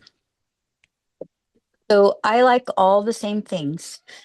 I have used microsoil, although there are some contraindications for that in pregnancy, so you have to kind of be aware of that. But if they're super painful and I'm worried about a DVT, then your baby gets to take a back seat to that. You know, Yeah. if that's something that you agree to. I've also had some success with homeopathic. Is it the homeopathic for witch hazel? Yeah. I've had a few clients that have had some success with that. I also had a client that was putting hemorrhoid cream, and I don't know if that's a placebo. Hmm. She had thick vulvar varicosities, Oh, okay. I have and heard of that. they were For, gone. for They growing ones, I've heard of that. Yeah. Yeah, they were gone. So I mean, and she put them all over, but particularly her vulva ones were they were just really really sore and tender. Um, um, you know, compression wear, all of that kind of stuff. The thing is that my gals that have had varicosities, they have been my most resistant Yeah. to any kind of suggestion. I say, Yeah. hey, you know, you might want to try these different things. Oh yeah, I'm wearing compression wear all the time, but every single time I see you, you're in a dress. Yeah. So, you know, and like you try not to take their inventory, um, but at some point, um, it's like it's difficult when you're like, dude, look, help me help you, Right. because while these can be, you know, somewhat harmless and you know uncomfortable in stage 1 and stage 2, that is your Venus return, and that is how you you know, when we get into fetal circulation and things like that, these things can present some risk for baby as well down the line. Yeah. So, Yeah. I you tend to know, pay particular attention and I kind of push the issue a little bit more if it's only or worse on the left leg than the right leg. yes, I I agree. definitely like I'm a bit more on it and I'm a bit more like pushy, you could Like say. I need you to do this thing. Yeah. Yeah. If they have ones in the groin, I'm definitely like labial ones are a hard line for me. Like if they're established into the labia, that's a hard line for me because I don't have the tools. If that ruptures in active labor, I don't have those tools. The worst.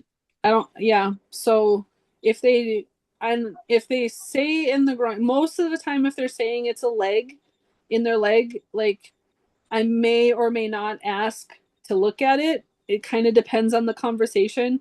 If they're telling me it's like, oh, by my groin, like more often than not, I want to see it. Yeah. For me, I tend to not recommend or talk about homeopathics in the antenatal care unless they're already familiar with homeopathics. Sure. Because if I give them to them and then they start Googling about it and then like see all the things about why it's not a thing or like whatever, then they're not going to take it anyway. And then anything that I recommend after that, they're going to be less likely to use because Right. I already recommended a thing that Google says is 100% placebo effect.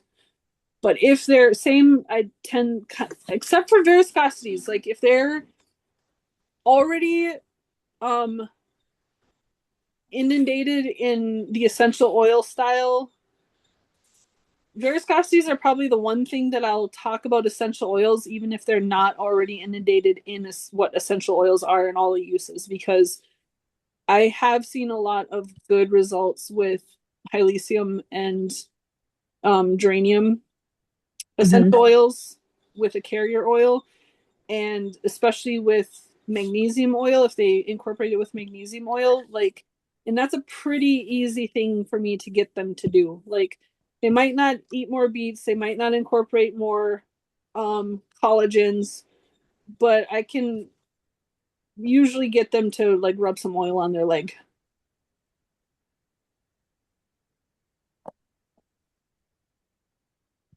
Okay. Okay, so gestational age, post dates, we're still in pregnancy, so what's the line, right? Some states have a line. Are you gonna adhere to that or not? Um, are you going to incorporate creating conversation with everybody that goes past 41 weeks about kick counts? Or not even. I mean, I know some midwives that they expect you to start doing kick counts at 38 weeks. Like they ask you about doing it once every other day. Um, that's their comfort level of reassurance, right? That's how they start to monitor baby's normal. Um, Sometimes I do, sometimes I don't. I don't talk about kick counts with every single post, past 40 um mom. I do tend to usually more with primips because the natural settling of baby, where they start developing a notable sleep wake cycle, they're more active in certain hours, and then as they drop, like their activity level, like there's a pattern, right? Like, so I do tend to talk more about kick counts with first time moms, um, because right, because they're first time moms, and no slam on first time moms, but it's also a reason why some midwives don't want to work with first time moms, because you can get the ones that even if you do kick counts and even if you do an in-home NST and even if you make all the conversations about, yes, there's a settling and baby has a sleep wake cycle and like there's more active hours and non-active hours and like babies drop 2 times, like they're still gonna have they still might have a level of anxiety, and some midwives just don't want to utilize the bandwidth. And I think midwives that don't kind of get bad rap or bad side eye, but I get it. I mean, Jade and I talk about it every time. We each have a primip. Like, why do we do this to ourselves as primips? There are different beasts. Like primips and grand multips are their own chapters. It was second and third baby, and then that's it. Yeah, like babies. Well, babies 3, 4, and 5 are like, I would say, are the least. Anyway, um, do you incorporate referring out for an NST at 41 weeks? Is that just part of your standard care? Do you then escalate to BPP automatically if they're almost 42 weeks? Like, you could, you could, Right at 41. yeah, you could. You could have it just as a comparative, like, well, I want to know where baby's at this week, so then if I need it in 2 weeks, I have something to compare to. Like, that's deciding what you need in your charts to stand on and chart defensively charting against. That's a legitimate consideration. You know, do you want an NST at 40 weeks and then at 42, no, you're going to wait for him. And then at 42, you automatically do a BPP. That's a solid consideration. Do you want to do an in-home NST? I kind of mentioned it a little bit. There is no prescribed structure of what has to happen in an in-home NST, right? Like there's no literature on it. This is what I do. So I will do a 7-minute baseline where I am counting movements that I see and feel. Okay, full 7 minutes. Then for 20 minutes, I want mom moving around and I want her to have a high protein, high carb snack, protein and fat. And usually, well, it's usually ends up being a carb. But anyway, okay. And then we'll do another 7-minute baseline. And then I want mom counting every single movement that she feels in that 7 minutes. Okay. And I'm going to compare it. I should see a difference in that range and reactivity. And there should be a reasonably notable difference in activity level kick amounts from what I was able to count, from what I could feel with my hand or see, and then what mom feels after the 20 minutes of activity and the high protein snack and carb. Okay, and then I was like, well, that's reassuring or it's not reassuring. Okay. And if they want to repeat it, I usually want a 2 hour, no more than 2 hours between the first one and the first NST session and the second NST session. Okay. If there was a second NST session, I would probably increase the 7-minute baseline to a 10-minute baseline because we want a longer listening session, like, because then we're potentially at the conversation of like, do we need to go in for a strip NST with the solid 60 minutes on the strip, right? So if we're talking about doing a second one, I feel like you got to change it a little bit, right? You got to give yourself more to look at. So that's why I choose to change it from a 7-minute to a 10-minute. And then I get a little bit more critical on movements and range and variability.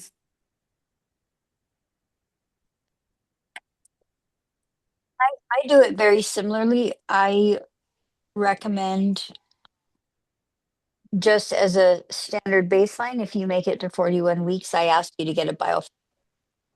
If you and it's optional. Kind of explain what information that I get from that and how I'm utilizing that to determine how I'm going to move forward with their care.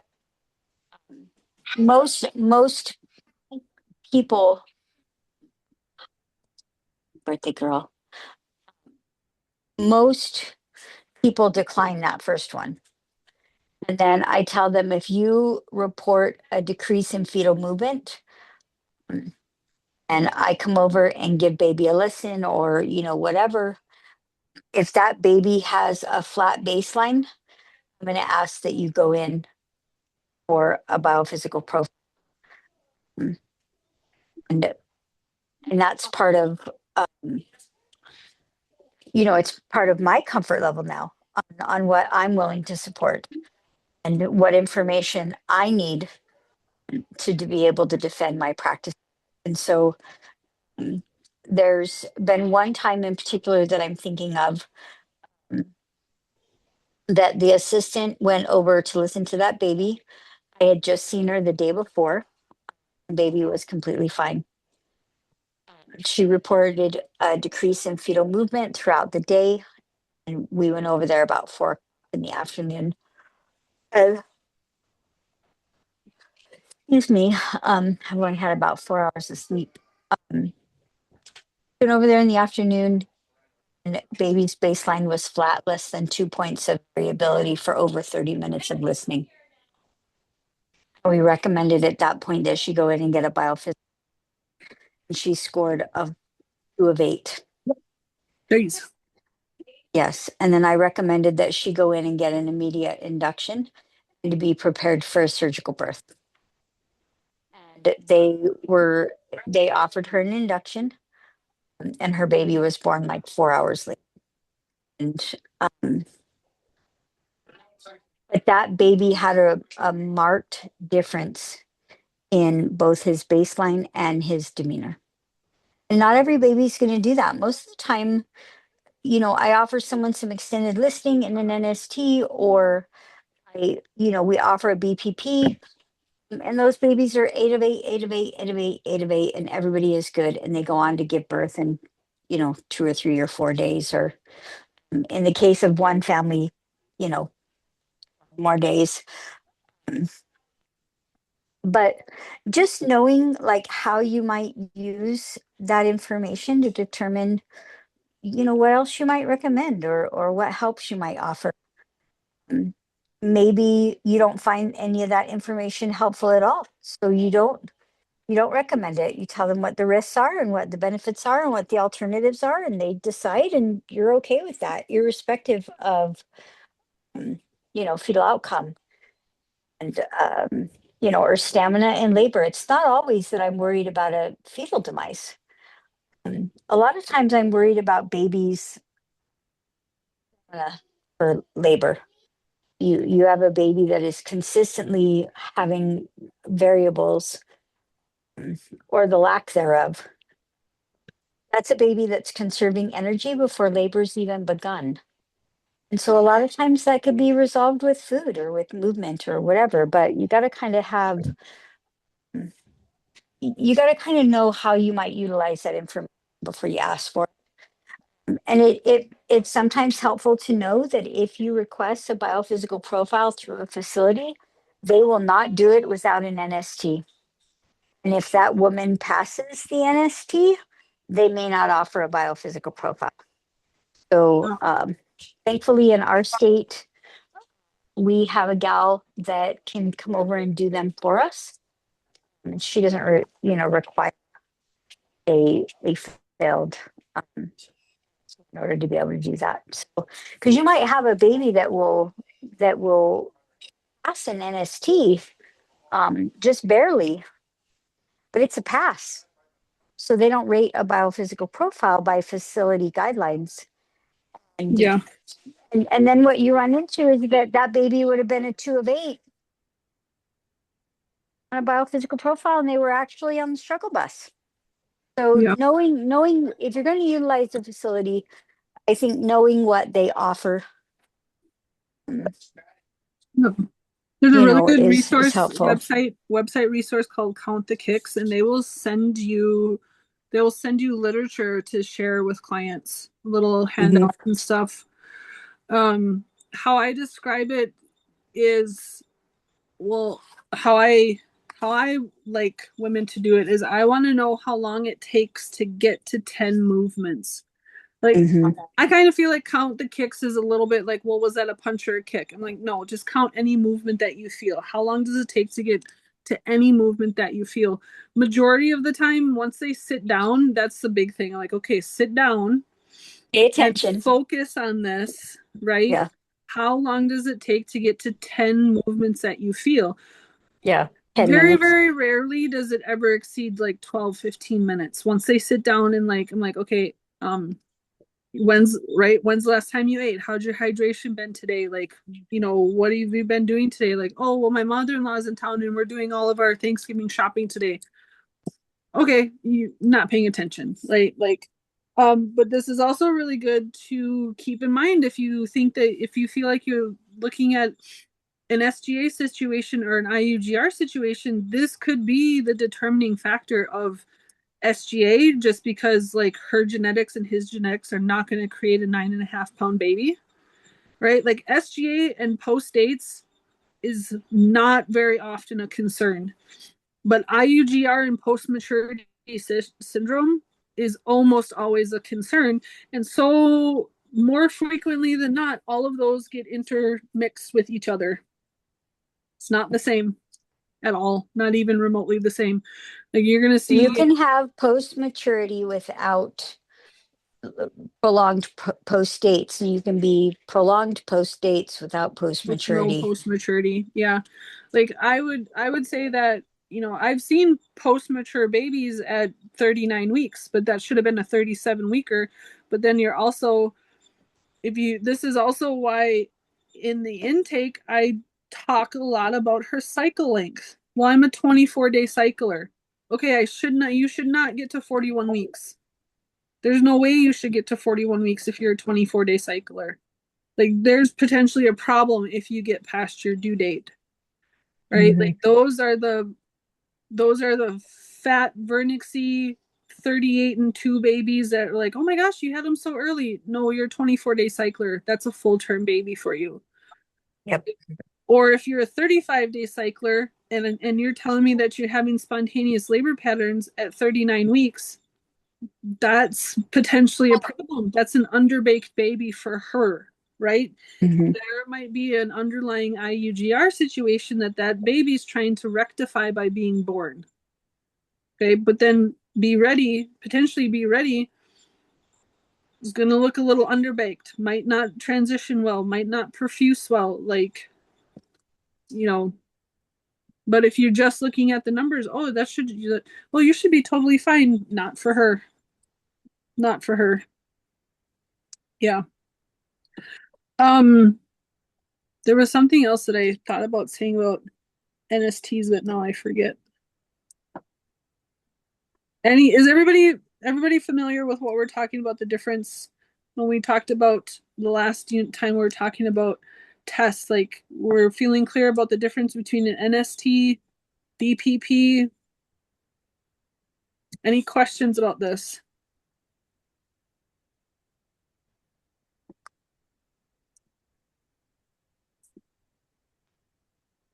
Mm. Okay. Okay. PMADs. In the antenatal. When survivors give birth it's a good book. Okay, if you I think it's worth a read. Anybody that has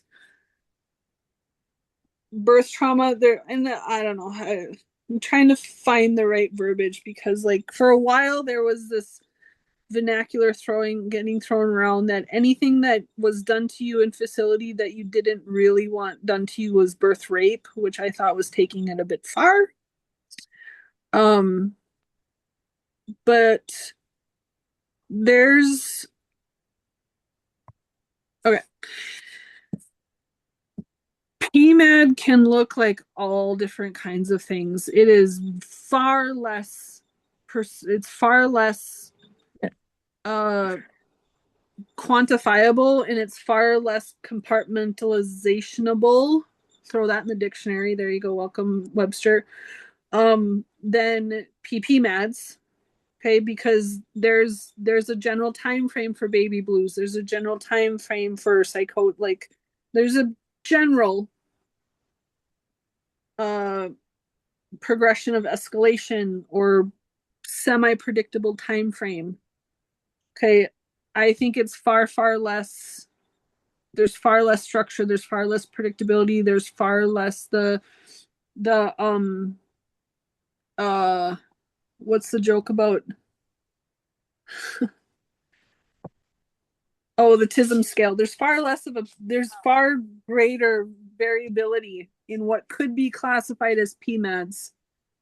And there's a lot of different sources that could be like phantom PMADs, feeding PMADs. Like this is kind of why I spend a lot of time creating conversation, especially with primeps, about the Instagram fantasies, right? I think that there is a lot of setting yourself up with preconceived ideas and preconceived fantasy about how your birth is going to go and how it's going to feel that kind of sets a lot of primeps up for birth disappointment when I'm standing there like, yes, this is exactly what it should look like. Well, this isn't what it looked like on Instagram. And I'm not trying to particularly out Instagram, but I think that you guys are kind of all following what I'm tracking, because sometimes the home birth fantasy is a trap, and it's an emotional trap. It's a preconceived trap. It's like, well, all these things won't be done to me, therefore I won't ever be uncomfortable in active labor because I will be in my home and I can do all these things and I can utilize all these things, so I won't feel pain, and I'll be the primate that experiences fetal ejection reflex. And that, I feel like that is a very dangerous setup that is very common for primates to get trapped into. This is part of the reason why I have a harder line with what's the freaking word? SRIs. SRIs. I have a harder line with SSRIs than Jade does. Okay. And I have a harder line with things like not metformin. What's the methadone? I have a harder line with methadone. Methadone. And what's the other one? Holy cow. Suboxone. Suboxone. Yeah, I have harder lines with those because of this. Because I live in a state where like I can't create concurrent care.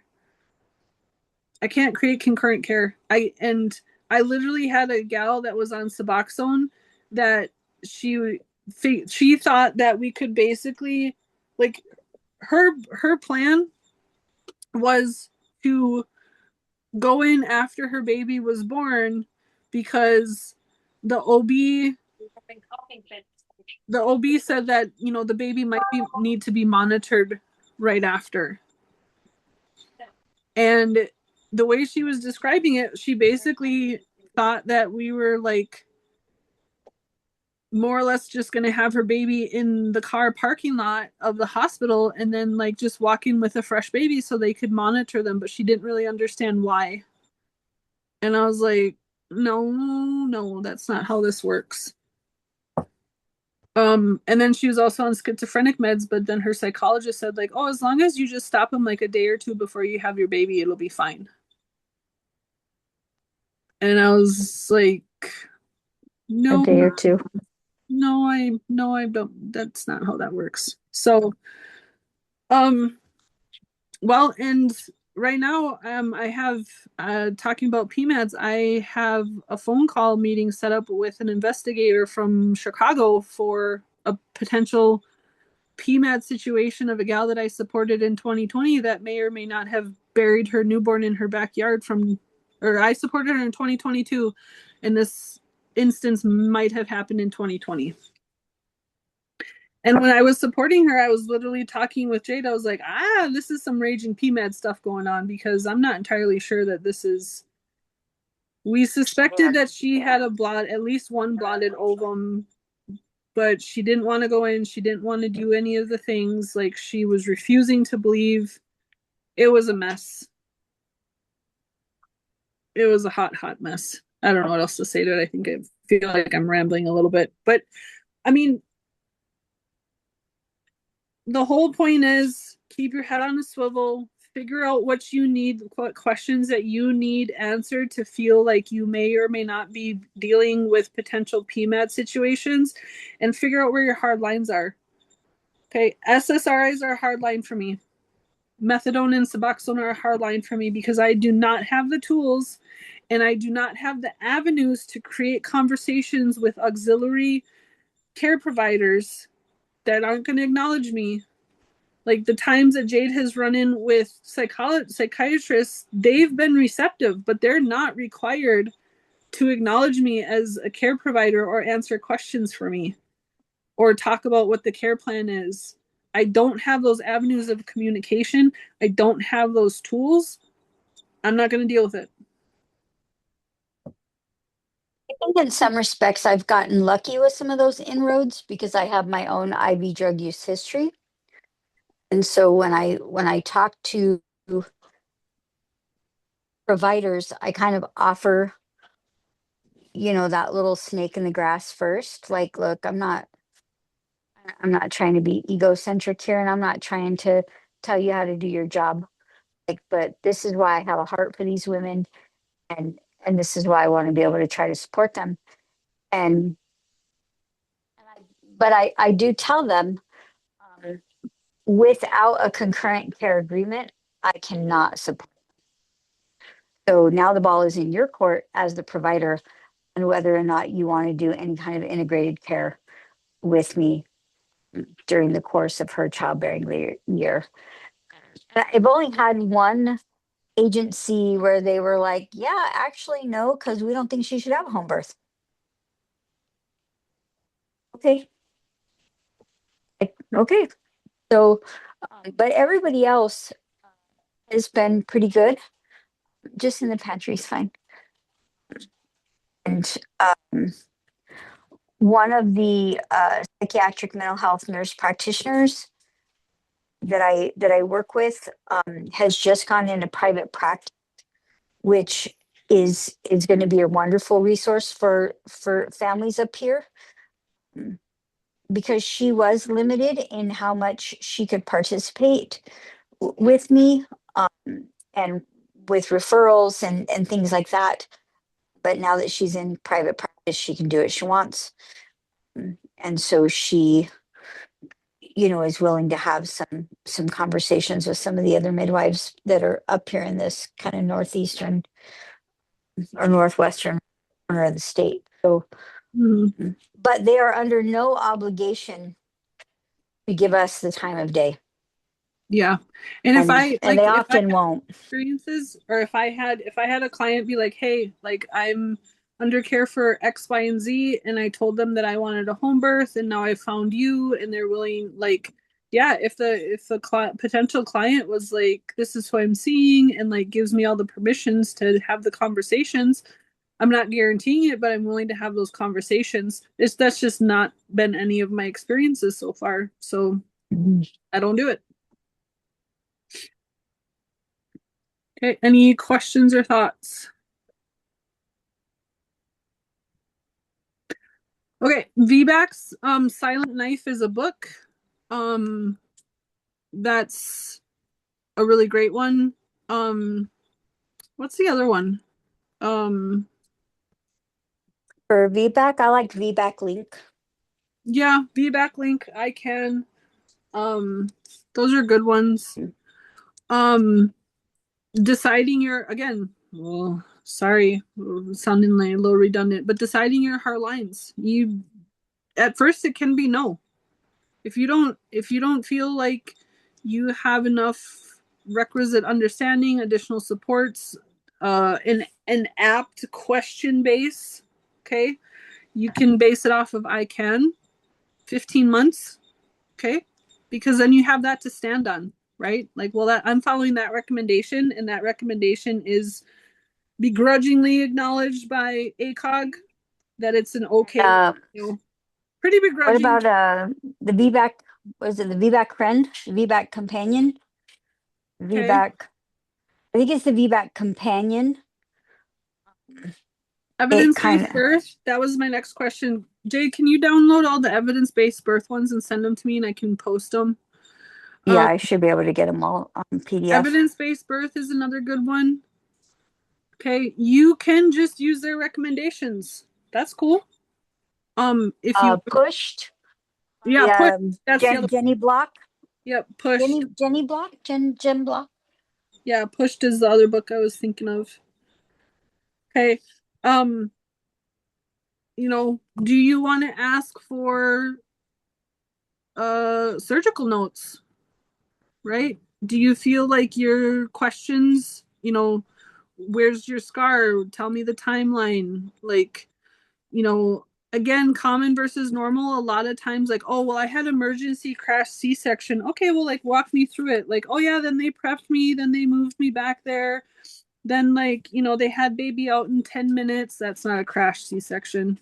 Right. I had time to get an epidural and a spinal. Yeah, then they set the epidural, then we waited, then my husband scrubbed in, then they moved me back, then that's not a crash C-section, that's not an emergency section. Emergency section, it's 5 minutes or less. And it's usually a low vertical because that's where they're at, right?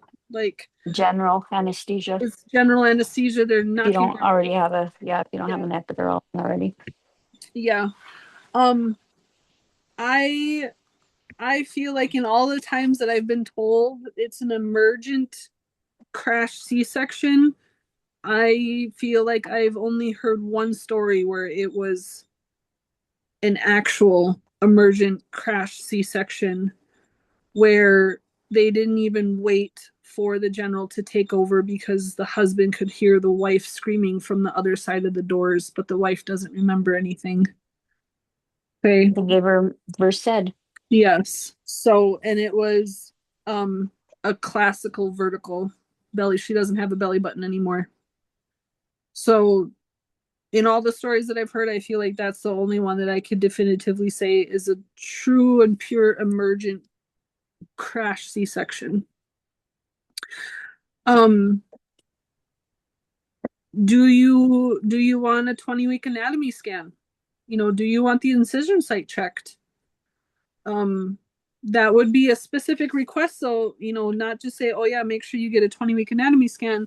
You would need, if you're particularly wondering about the incision site and the thickness of the scar, then that's going to have to be an additional request. So, knowing if you don't see that on a general 20-week, that's why, right? Like that's even if it's in their charge, It's not standard. it's not standard, not standard at all. Okay. And I think it's important to note the external scar versus the internal. Yeah. I just supported a VBAC where she has a classical vertical external scar. She had a crash section with her first baby and then 2 VBACs with me. But her internal scar is a low transverse. Mm-hmm.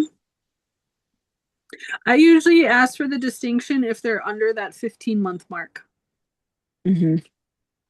Yeah, like I want to know the difference if I'm considering supporting her under that 15-month mark, then I might want to see her external scar. I might talk about doing some skin support, like maybe she's going to do some massages, maybe she's going to do like I want to know the elasticity of the external site as well. Like, Jane, do you do 15 months end of pregnancy to start of pregnancy?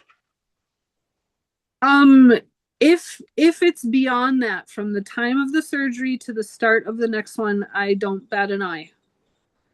Okay, if it's 15 months from surgery to potential birth, we're gonna have a lot of conversations. And if that might be a situation where if they live outside of town, we might be talking about an Airbnb in town. Mhm. Yeah. And extra groceries, potentially. I mean, we're probably going to be talking about a 20-week anatomy scan. I want to know what's going on with the incision site. I want to make sure that there's no anomalous adherences. I want to make sure that that placenta is nowhere near that surgical scar. Preferably on an opposite axis of the uterus. Preferably in the posterior. Yeah, a fundal posterior would be sexy. Yeah, so if surgery to next birth is less than 15 months, like I'm gonna have a lot of questions, and I'm probably gonna call up our ultrasound gal and ask for all of the things, and I want to know, about her bladder, and I want to know about Mm-hmm. fascia and ligaments and like all the things. Um, It's interesting. My mother, my birth mother, had a J extension C-section eh, and went on to have two VBACs. yes. Now, well, yes, and you only know it's gross because the only reason why she went on to have two VBACs is because she walked in giving birth. Yeah. But to my knowledge, aside from the drug toxicity, there wasn't any problem with those. Thank With that the actual birth, the physical act of birth, which is wild. Yeah. Okay. Any questions here?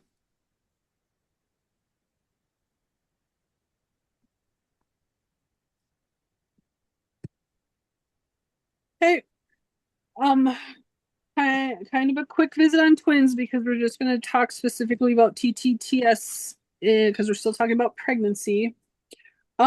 So, um, TTTS, twin to twin transfusion syndrome, most common slash most concerning in mono-di twins. Monos. I thought TTTS. the new literature was mono-dies. I don't know that I've ever seen. I mean, I guess I have. Um, Yeah, I've always been under the assumption, and again, new information comes out all the time. Mm. But I don't know we're that I would worry about it as hard in a mono die if they had their own sac. Well, I thought the new literature was mono dyes that implanted so close enough that shared placental development established early. So that it was potentially like on the ultrasound, it would look like, well, I mean, it'd still be mono dyes because it has, they have Sure. shared placenta, yeah. So we're gonna have to visit. Maybe I thought it was Dr. Hayes that presented that what they're seeing now is that the most concerning is um either mono dyes or dye. So it's 10 to 15% of mono dies now, Yeah, yeah, because if they with implanted, the abnormal blood vessel connection in a shared placenta, yeah, which is different than monos yeah, because the vasculature is more uniform. I can see that. yeah, yeah. I thought it was mono dyes that has the most risk of developing this, because they have um because it initially the vasculature initially started separate but then develops, right? Isn't that how it works? Yeah, Anyway, it's yeah. mono dies followed by monos and then basically least with dies, like not zero but as close to zero as you can get for having two occupants in the uterus at the same time. um so here's the potential problems. Okay, here's potential offerings where they will laser cut the vessels that are causing the most X problems potentially. This usually, from my understanding, this is after 30 weeks is when it's most likely to be diagnosed. Um, or that the critical diagnosis window is 30 to 32 weeks, is my understanding. And that if this is seen as an option, it will probably happen in that 32 to 34 week window. I like this picture in particular because it denotes that the donor fetus is probably going to have urinary and kidney struggles post-birth, and potentially the recipient fetus might as well, for the opposite reasons.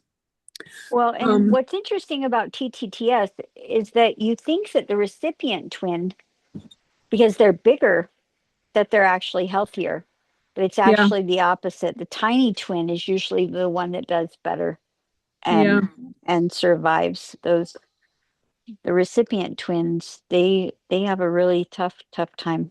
yeah, because they're something like 3 or 4 times likely to have hydrops than a singleton. Yeah, Well, and kidney failure and heart failure, like they have heart attacks in utero because they can't control their own blood volume. So when all of that extra blood and nutrients it's going into them, they have no way to return that into the maternal circulation. It's a really wild thing, and it's heavy monitoring. mm-hmm. Yep. And my Okay. husband's doing housework and he doesn't know where anything goes. The other thing that I wanted to touch on for twins that we haven't yet is growth scales. Okay, the thing that in the twins that I've supported that I don't know why, but I've seemed to always be the one to be like, okay, but what about how about non-comparative growth? Like I don't know why. Well, I kind of know why, because usually MFNs kind of get tunnel visioned. Twins should be compared to their own comparative growth scale, not compared to each other.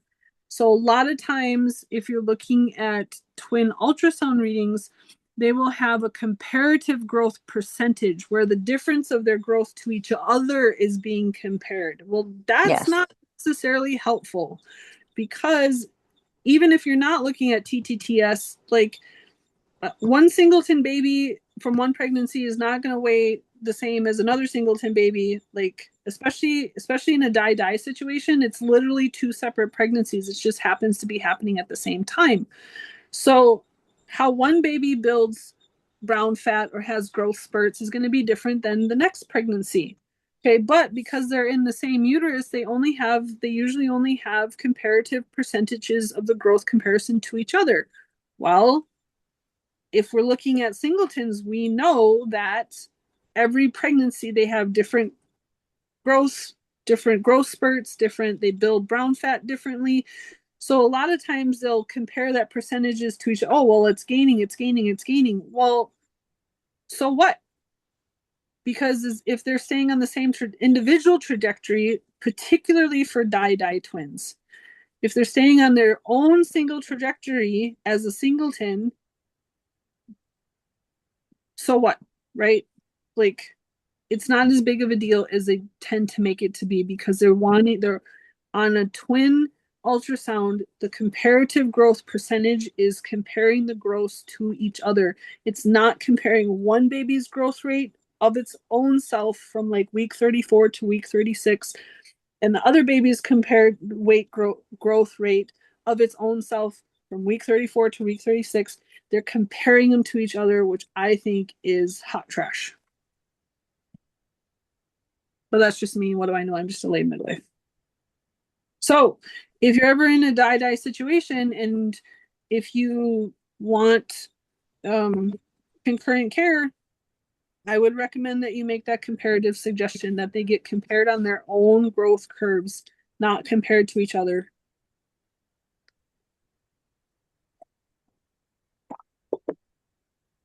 What do you think there, Jade? So I I like growth comparisons in, well, yes and no, in between, like growth discrepancies between them. um, Only in the sense of delivery. If you have baby A that maybe has a growth discrepancy between baby B, say greater than 10%, you might be more at risk for entrapment, like things like that, right? I don't look at growth discrepancies against each other as a like graphing them or on a growth trajectory. I'm only thinking about delivery. If you have one baby Yeah. that is considerably smaller than the other, that might be a problem because you might have, because I especially with dyes, because why is that second baby considerably smaller? What's going on in the uterine wall that placenta is not equally distributing, yeah, those nutrients? I think that the comparative growth percentage is definitely helpful. Especially with dyes, I don't think it should be the only growth comparative. I That I do agree with.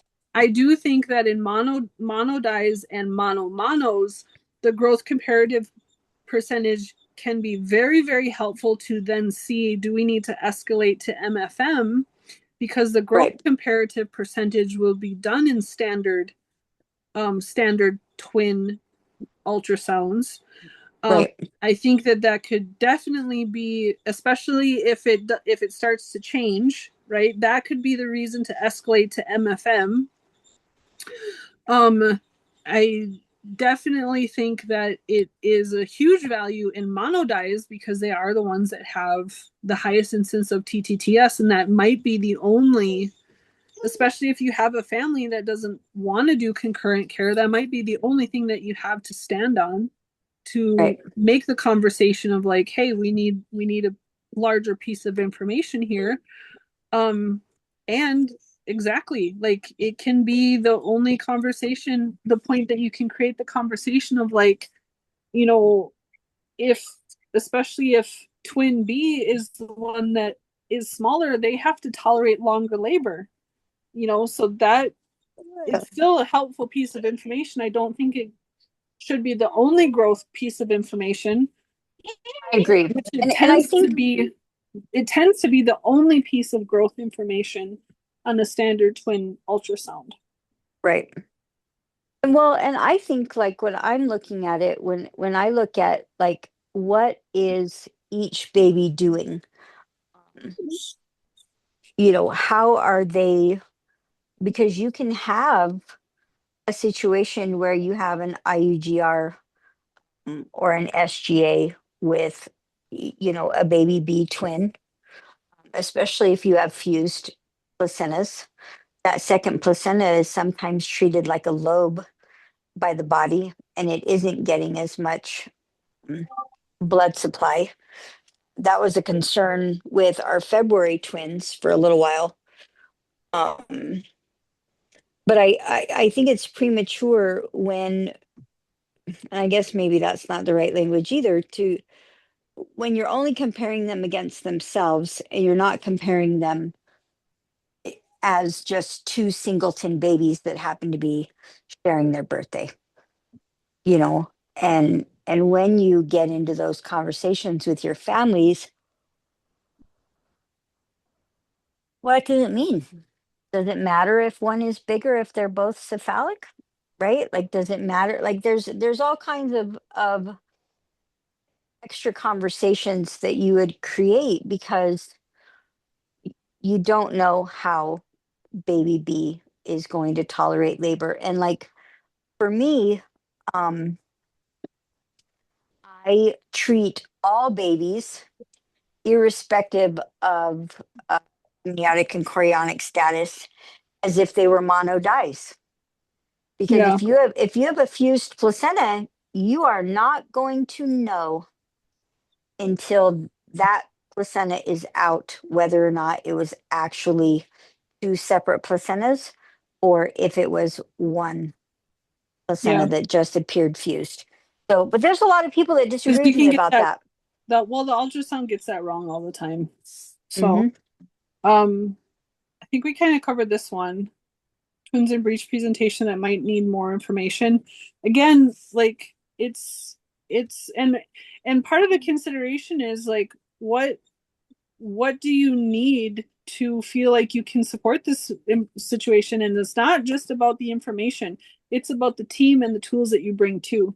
And we'll have we do have a unit about like creating your team and like what does that look like. But you know, I've supported dyes on my own. Depending on additional information, I might support monodies on my own. Um, but I won't support monos on my own. Like, and there's, I mean, there's always a consideration of a contingency of undiagnosed twins. I mean, and what do you do? You know, what do you do in that situation? And sometimes you don't get to decide until you're in the situation. Oh, Right. okay. I think we incorporated that into each of the topics. Okay. Anything about the topics? Last visit about any of the topics? Otherwise, we'll be wrapping this up. Okay, any questions on the ongoing client case study folder? Okay, I did the first add to it a couple weeks ago, I think, last week. I don't remember, but I will be adding the next to it. Is any questions about what it is, what we're looking for, why we're doing this? Okay, this is the practice run to your graduation packet process. Okay, so we want you to create a physical chart for this because then we will be going through them at the next in-person. Okay, so decide what forms, how you want to chart things, how you want to set this up. Okay, any questions about this? Okay. So for that, right now, there's nothing there, right? Like we don't have anything that is showing up. It's just like the space for it. Nothing is showing up Yeah, I don't see anything because I did post an online. inquiry in there. So if you're not seeing it, I might have to go back. Yeah, Okay, that's I'll double check that because I did post an inquiry. okay.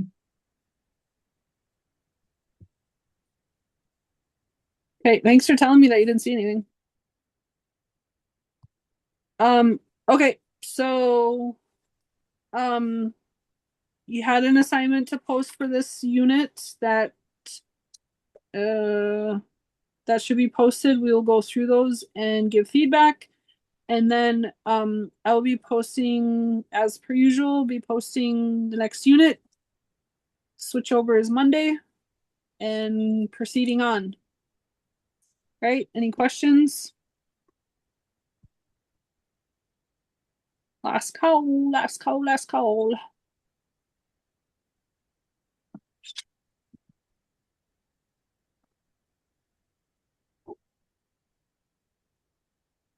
We made it. 2 minutes over. Look at me go. Whoops. You done? Just hold on.